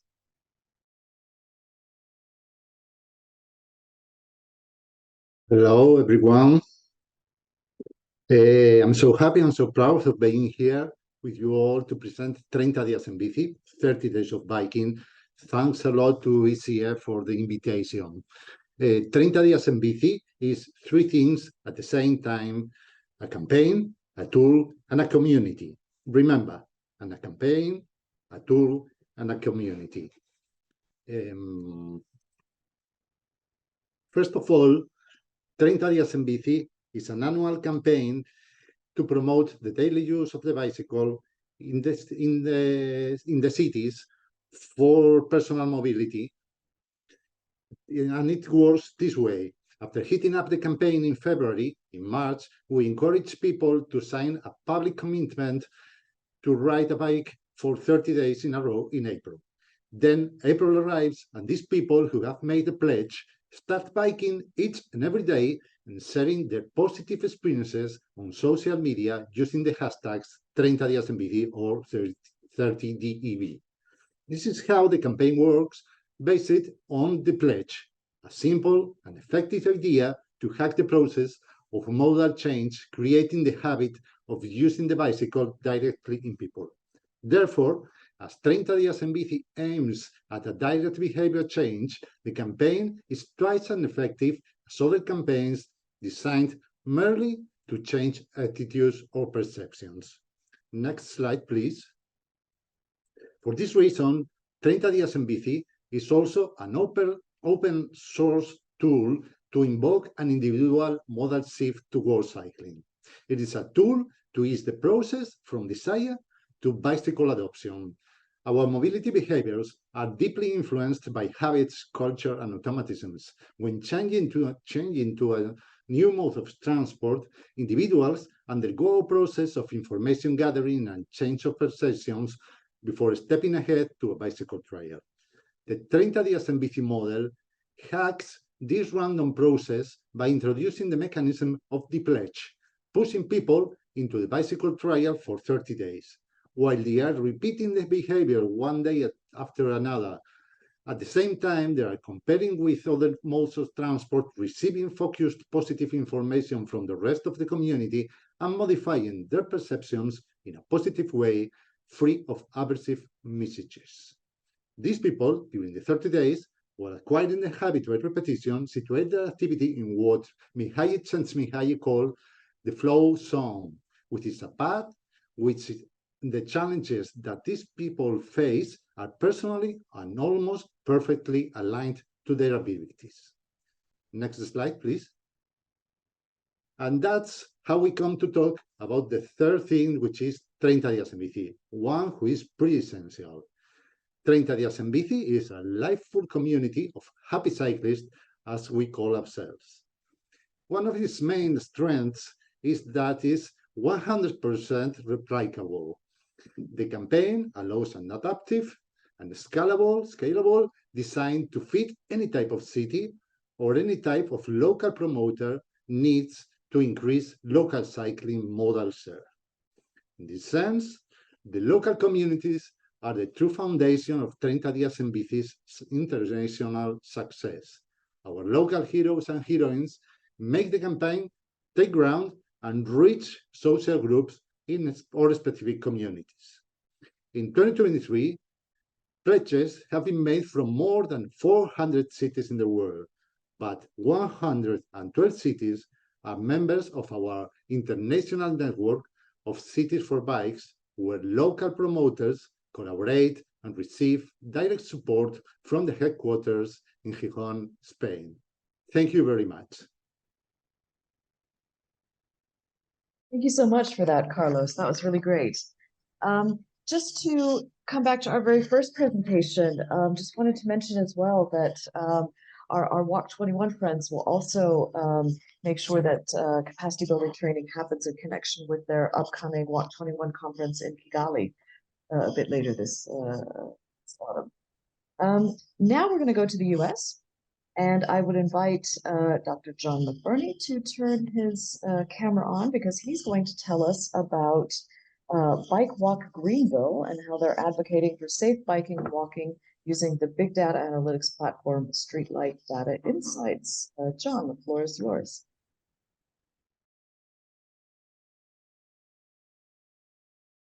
Thank you.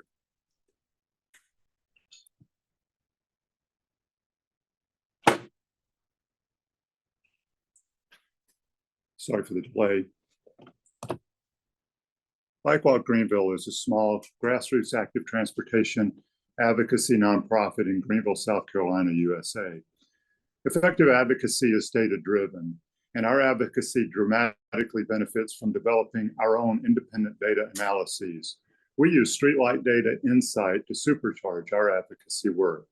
Streetlight Data Insight is an industry standard leading-edge transportation analytics platform typically used by departments of transportation and transportation consultants in North America, with planned expansion into the UK and Australia, that processes over 1 billion raw data points annually derived from cell phones and other electronic devices, and using data modeling and machine learning produces on-demand validated transportation metrics. Bike Walk Greenville is one of about 10 nonprofits worldwide using this analytics platform to study biking and walking in our communities. We have long been concerned about high injury and death rates among pedestrians and cyclists in our community. However, progress has been slow in the areas of greatest need. This map shows a plot of injuries and deaths among pedestrians and bicyclists along streets and roads in a portion of Greenville County from 2020 to 2021. Each red dot represents a pedestrian injury or death, and each blue dot represents a cyclist injury or death. The area at the arrow is at the intersection of two busy arterial roadways with very frequent pedestrian and cyclist injury and death. These roads and this intersection are among the most dangerous for vulnerable road users in the United States. Next slide, please.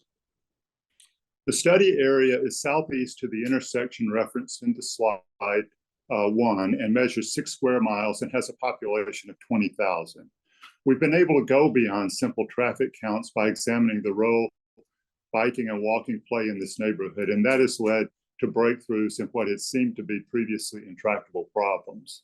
During the first quarter of 2022, there were almost 1,300 bicycle trips per day in this area, with 80% being classified as transportation-based, meaning from home to work as in blue, or from home to other destination in orange. In addition, over 16,000 validated pedestrian trips were recorded in the same region, with 35% being for transportation. Each home-based trip represents an automobile trip not taken. In an area with no dedicated bike infrastructure and where the only sidewalks are along dangerous arterial roads, it is striking to see how important active transportation is in the day-to-day life of this community. From linked socioeconomic data derived from the 2020 US Census, we can also flesh out a more complete picture of this community. As you can see, the residents of this area are impoverished, with 51% of families having a family income below the US federal poverty level.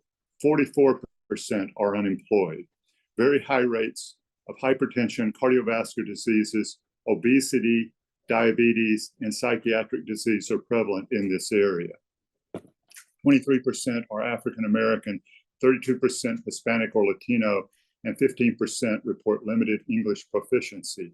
10% of the families in this area have no access to a vehicle, and 15% list one or more disabilities. New slide, please. Using this data, Bike Walk Greenville met with state transportation engineers and received commitments to re-engineer the arterial roadway to reduce lane width, a proven measure for reducing vehicular speeds and providing a 1 meter buffer between the sidewalk and the traffic lane, which you can see from a night picture taken from behind the wheel of one of our board members' automobile, showing the close proximity and terrible visibility for pedestrians using the sidewalk. We have obtained approval for placement of wayfinding signs on low traffic neighborhood streets in the study zone to establish a marked connection to an existing multi-use trail system, which functions as the active transportation backbone for our county. This data has energized elected officials and community members to fund a public-private partnership with Bike Walk Greenville to purchase and install wayfinding signs along the route. Longer range plans include construction of a network separate multi-use trail spur to serve the study area. We continue to advocate for improved lighting among the most dangerous stretches of these roadways.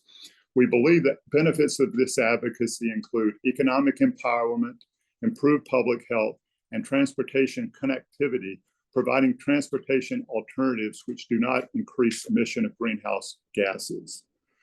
We believe that safe, connected, active transportation infrastructure is a human right, and that effective advocacy is data-driven and engages both the public and government decision makers. I speak to you from a beautiful natural barrier island without automobiles off the southeast coast of the United States. There are widespread signs of increasing seawater intrusion from rising sea levels. Our work is essential to the survival of civilization and the biosphere. I will post my contact information in the Q&A session. We'll be happy to respond to any questions offline by email. Thank you. John, thank you very much for that. That's a really interesting example of something very concrete in a community.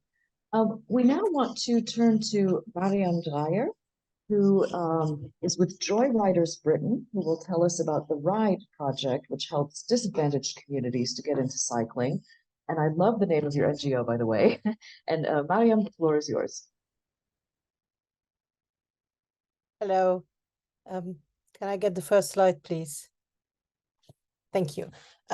So a little bit about JoyRiders first. So JoyRiders was founded in 2016. So that's the second slide. Thank you. So we were founded in 2016 in the London borough of Waltham Forest. And we were just a group of women going on bike rides together because cycling always seemed very difficult for those women. We then incorporated and became a community interest company in November 2019, just before COVID. And we were very small at that time, but then when COVID came, we put a lot of our activities online. We supported women to cycle by themselves through online workshops, and that's how we became quite well known. So moving forward to 2023, we now have 10 London groups and groups in Manchester, Oxford, and Cambridge, and that's our women groups, which are all volunteer-led, and they're going on nice bike rides, having coffee stops, and it's all just really social.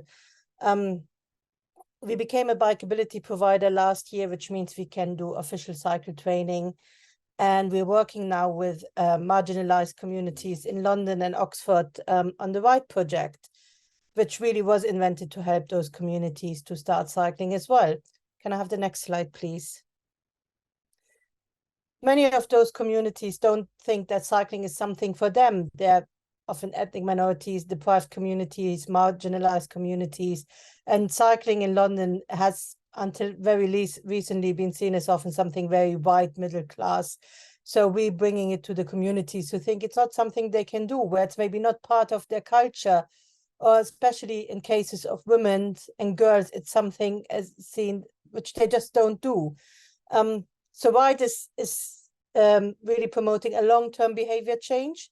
So we have extensive outreach sessions. There is no limit on attendance, so that people who attend can really learn to cycle to a level which enables them to cycle independently. We have loads of learn to ride sessions, which are really the most popular ones, because most of our participants can't actually ride a bike when they start, and that's from young children up to grandparents. And then we do what we call level 1 to 3, which is really cycling skills, cycling on quiet roads and cycling on busier roads. And we do a lot of family-led rides, which surprisingly, a lot of the people who come, who have been born in the areas where we run the RIDE project, actually don't know about their local green spaces, and are always surprised when we take them there. And very importantly, we also help them to create, a way into bike ownership, because bike ownership can be expensive to start off with, especially if you're a family and you have 2, 3, 4 children. London is an expensive city, and but there are amazing projects around which help those communities, and we do link them up with other projects so that they can get the full help they need. Last year we ran the RIDE project in the London borough of Waltham Forest, and this year we are in the London borough of Southwark. And so far, since July, when we started, we had over 1,200 participants in Southwark alone this year. Next slide, please. So in our post-survey, which we did last year in the Waltham Forest project, we found out that people generally cycling more for fun, for leisure, to go to work, school, college. Definitely the amount of people who regularly cycle has gone up. But also surprisingly, or maybe not so surprisingly for many of us, there has been a report in improved mental health. People found new friends amongst the people they cycled with. They bonded with people from communities they usually don't engage with. They feel generally more confident in other parts of life. They feel their mental health improved. They feel less isolated, well, at least some of them, and they feel that their physical health has improved. Thank you.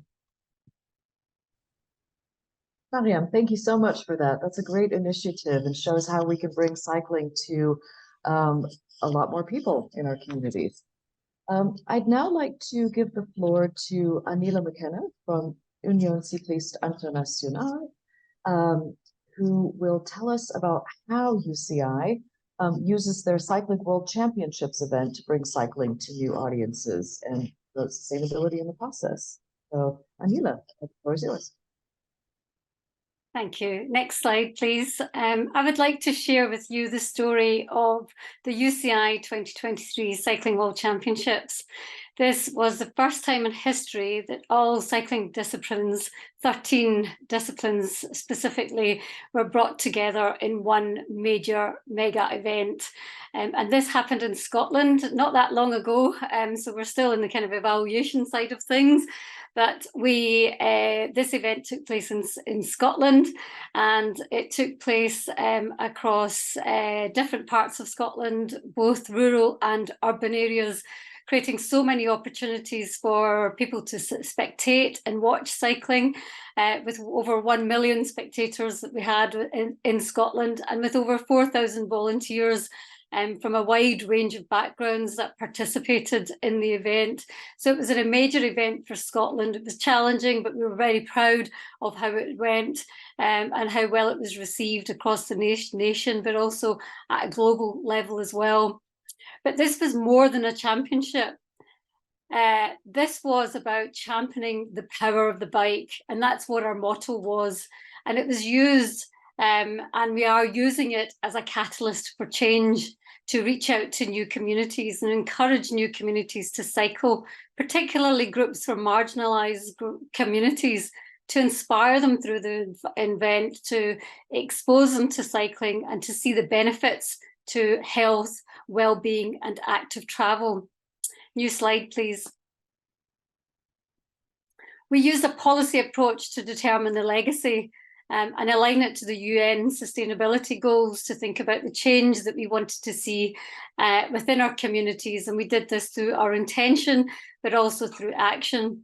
And we had a Ride Together pledge that was signed up from all the partners. This was the council, local authorities, the UCI, and the cycling organisations. All were signed up to the pledge, so that we're all working towards the same goals around inclusion, accessibility and sustainability, and really making this the heart of what the event was about and what we wanted to deliver on.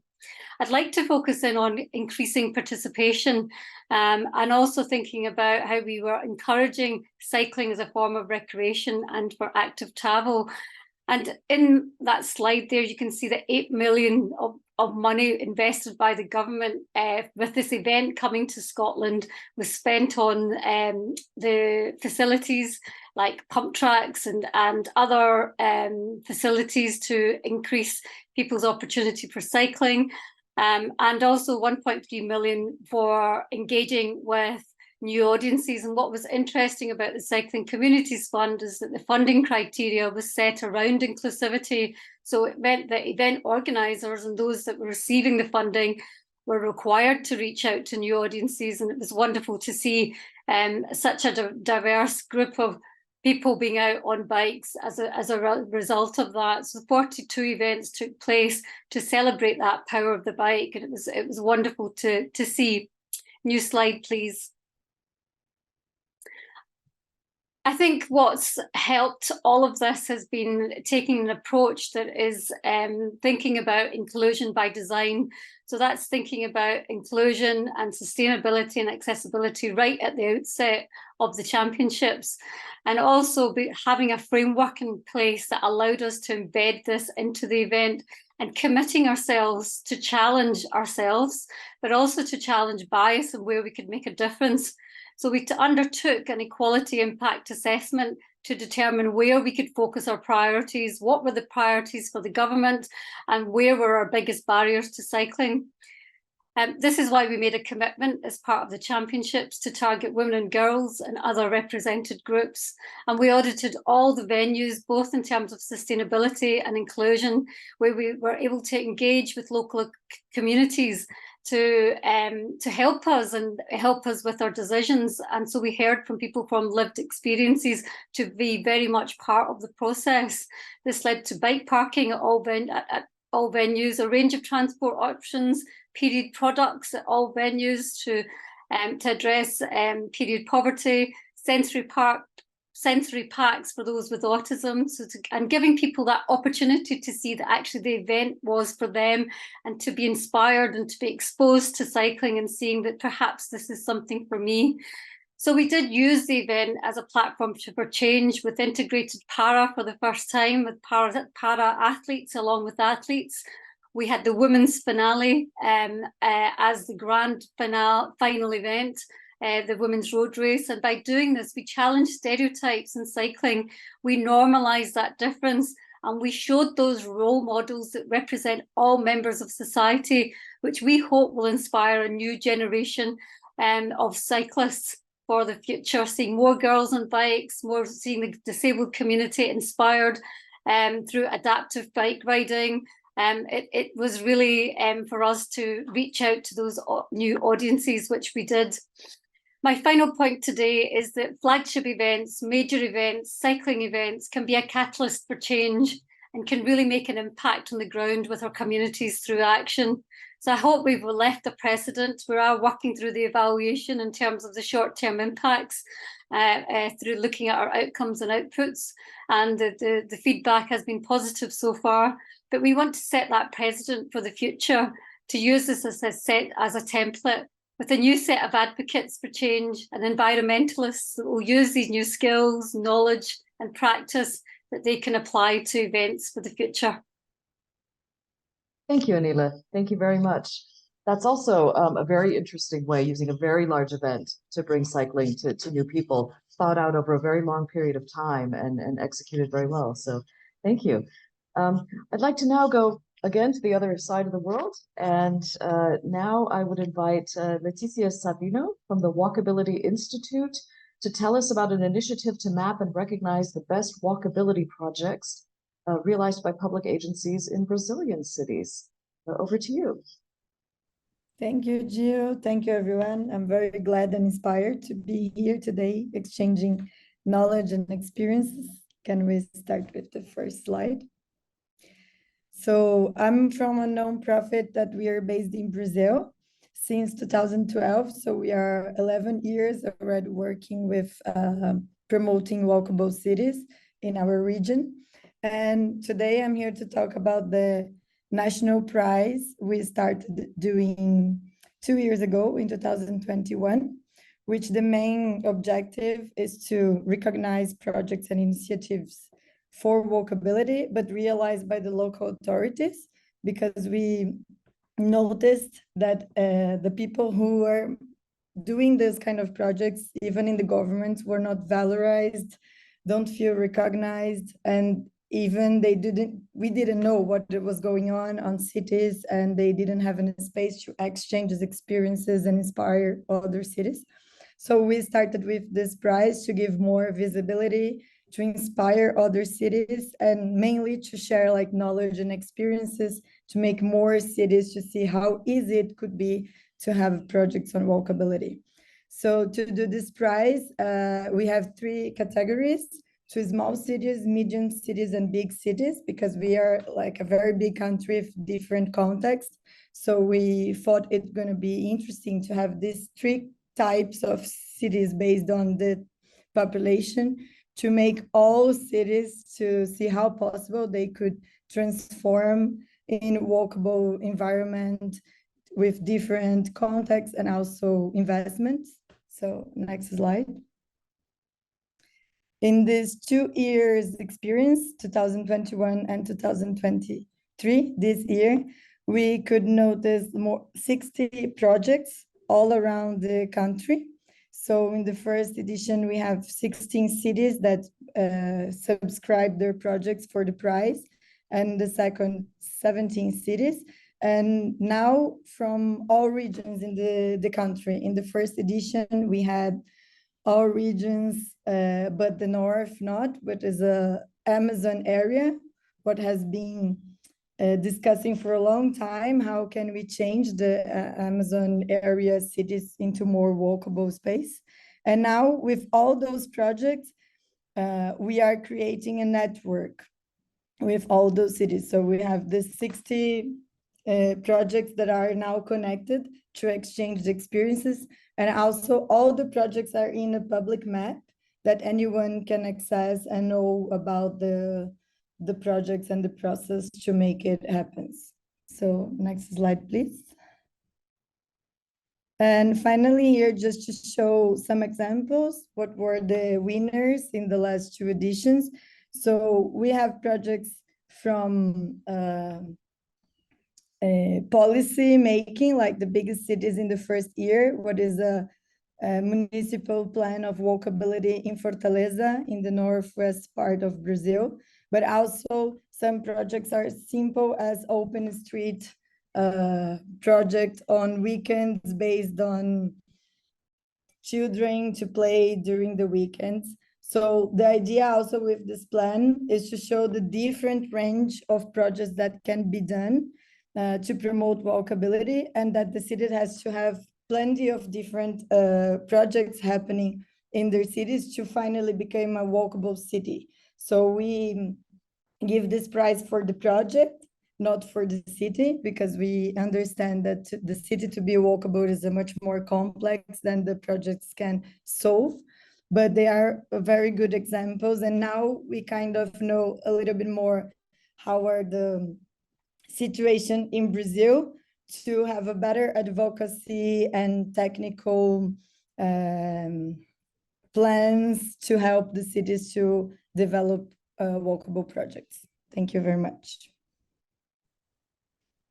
Thank you so much, Letitia. That's really great. I love the idea of recognizing, stuff that's, really inspiring and a good example for others. I'd now like to go to Alicia Myers from World Bicycle Relief, who's going to tell us about how they help to accelerate access to healthcare via bicycles in the Global South. So now we have a health element into one of the initiatives as well. So Alicia, over to you. Thanks, Jill. We're very pleased to present our work today. World Bicycle Relief is a nonprofit social enterprise. We've sold and distributed over 740,000 bicycles. We're currently operating in 6 countries. We were founded in 2005. And what I'd like to present today is our work on healthcare and bicycles and how we empower healthcare workers with bicycles.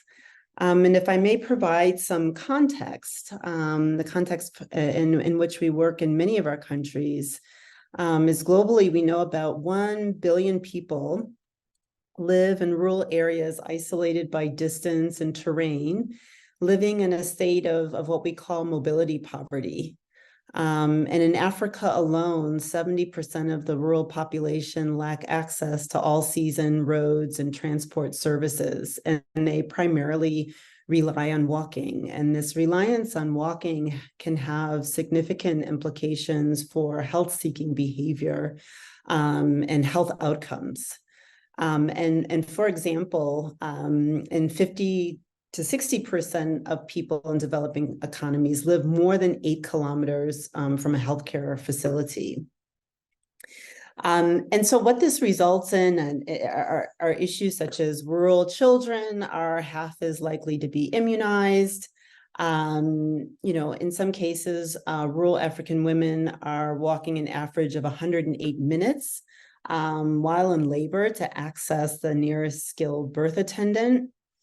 Researchers estimate about 75% of deaths across sub-Saharan Africa are related to distance. This affects maternal and infant mortality.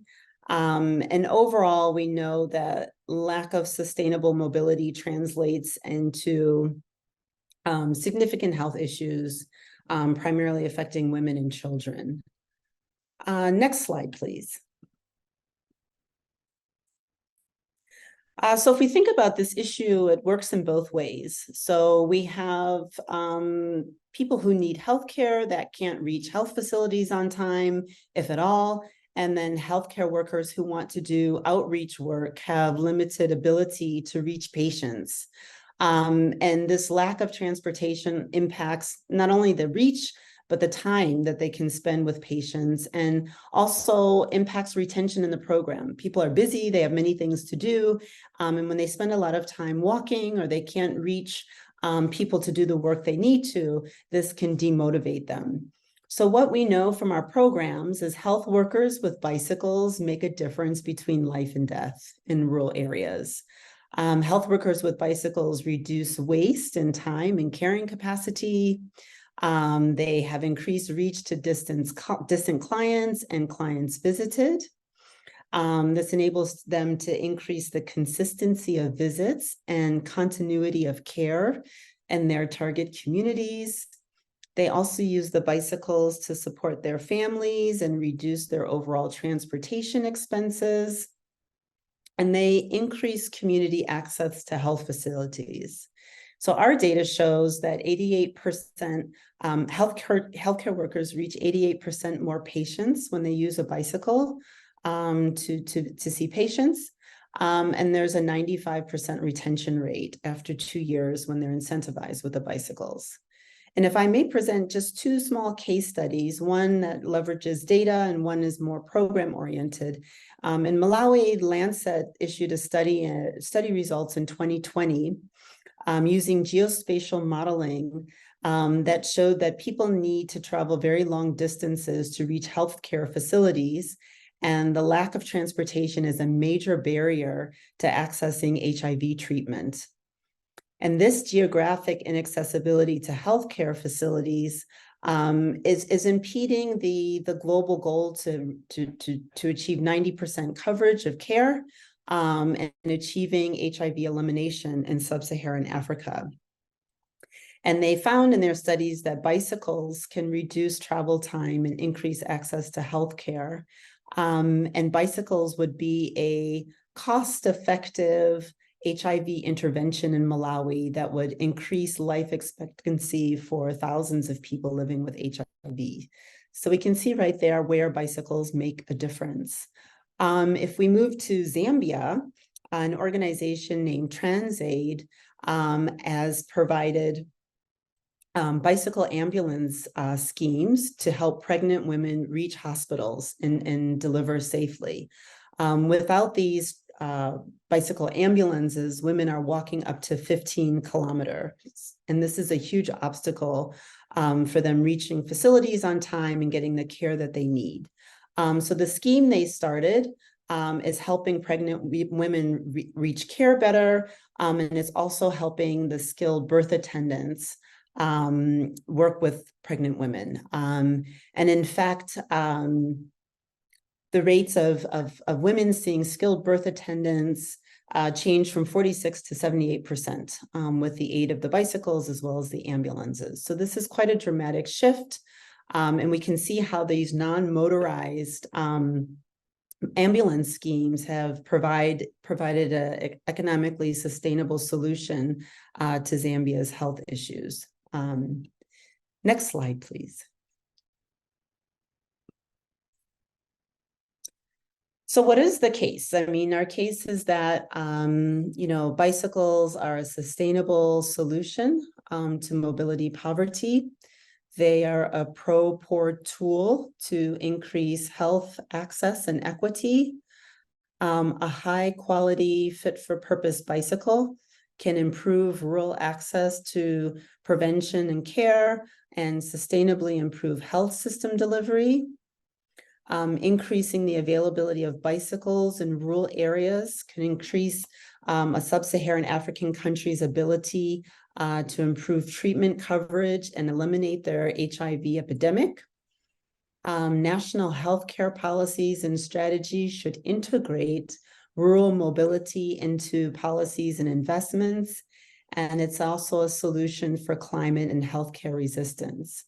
So these are some of the implications we should think about as policymakers, as researchers, and practitioners. So we can see through the data and also by providing ambulances, this has positive environmental impacts. They have low running costs and don't require monthly fuel. And this is also contributing towards a cleaner and greener planet. So Thank you so much, Alicia. I'll have to stop you there just to make sure we have enough time for all of the presentations. But thank you so much. Really impressive statistics, case studies, and program. So now I would like to give the floor to Chilikwa O'Brien from the Zambia Road Safety Trust to tell us about how this organization is reimagining city streets there for a pedestrian and cyclist-friendly Zambia. Thank you so much, Gio. Hi, everyone. Super excited to join you today. In case you have not heard a bit about the Zambia Road Safety Trust, we are a non-government organization registered under the NGO Act of the laws of Zambia. We partner with the government, transport agencies, international and local partners to look into the mobility and travel needs of vulnerable road users in Zambia. We were created in 2014, and since 2014, we've been supplementing government efforts and the stakeholder interest to better the mobility experience of non-motorized transport users. We operate on a vision of saving lives on Zambia's roads. We also support and strengthen climate and transport research. For instance, in 2019, we were among the key stakeholders who participated in the FEED on the implementation creation of the non-motorized transport strategy for Zambia. And in 2021, we conducted a research alongside the high volume transport applied research to understand the mobility narratives of road users in Lusaka. And from that research, we established that there was a model split of about 60% of people working in Zambia and 17% were those accounting for people walking and cycling. So looking at these statistics, it implied that every day our citizens risk their lives using non-motorized transport due to the low priority given to low carbon transport and the poor investments in safe infrastructure and the increasing air pollution. So this was generated out of the various challenges that were identified in the research, such as lack of pedestrian infrastructure, roads, safe roads, and public transport, as well as non-motorized transport infrastructure to meet the travel needs. Since 2014, we have been encouraging active transportation and implementing programs and initiatives that promote active transport. Next slide, please. So among some of these initiatives is we pilot the Car Free Day initiative as a low-cost strategy that provides support the transition into low-carbon transport strategies, and also that create as a behavioral change program towards the valuing of people walking and cycling. Not only that, we also demonstrate to planners and the decision makers on why they should take it as a need to plan to increase investment in low carbon transport modes, and also demonstrate the importance of regulating policy frameworks on walking and cycling. Next slide. Also important to share with you that just tomorrow we will be joining the rest of the globe in commemorating the World Car Free Day, which we are also piloting here in Zambia. So in 2019, we successfully started policy advocacy towards low carbon transport and safeguarding the lives of vulnerable road users. So we advocated successfully for the implementation of the 30-kilometer speed limit in high belt pedestrian zones in areas where there was a high mix of vehicles and pedestrian flow.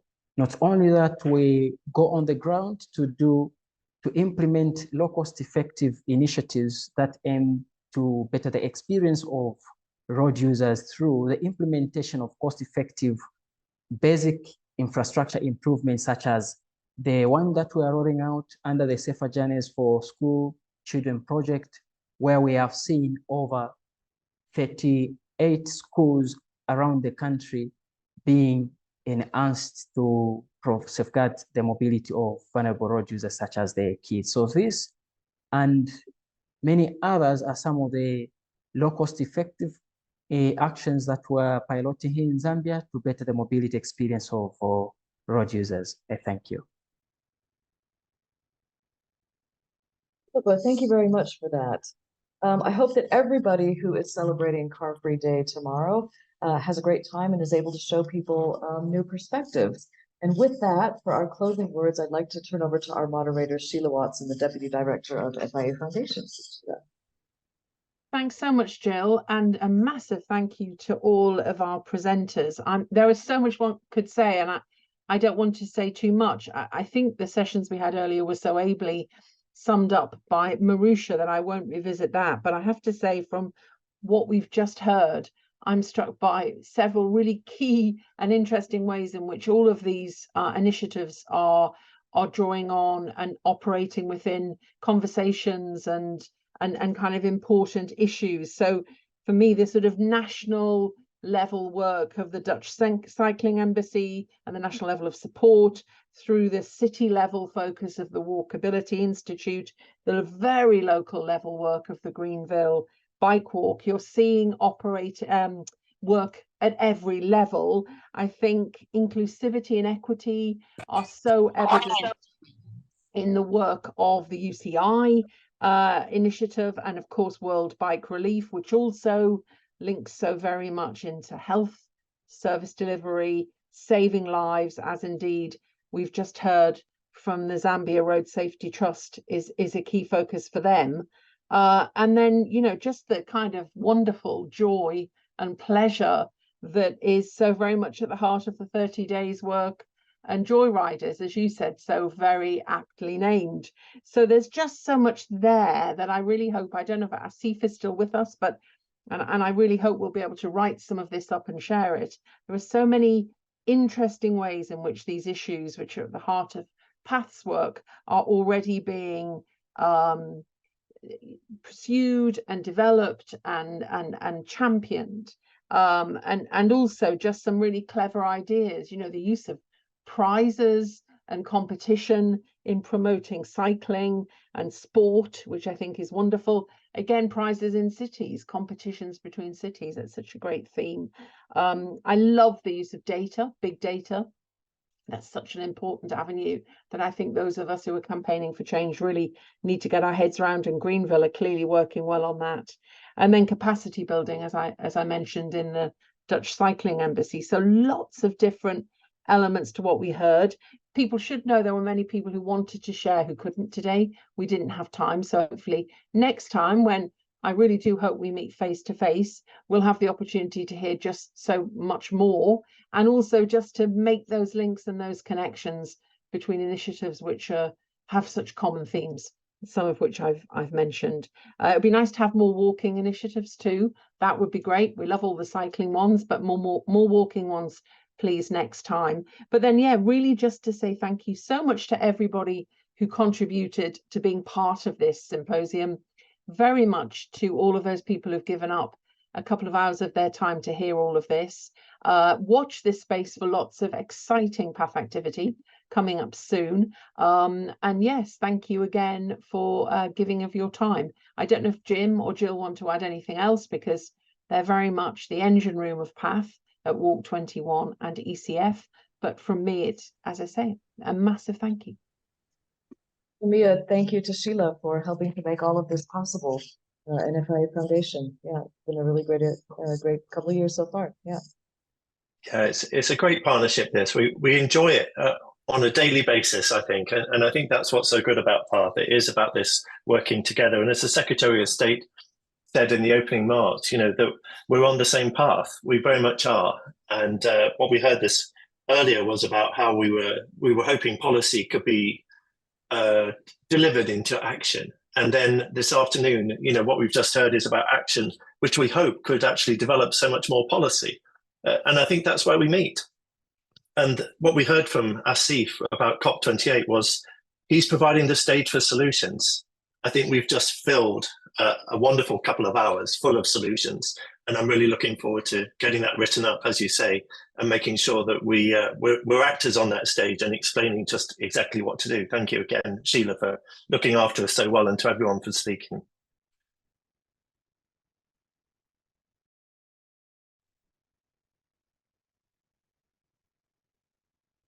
That, I guess that symposium for this time is closed. Thank you.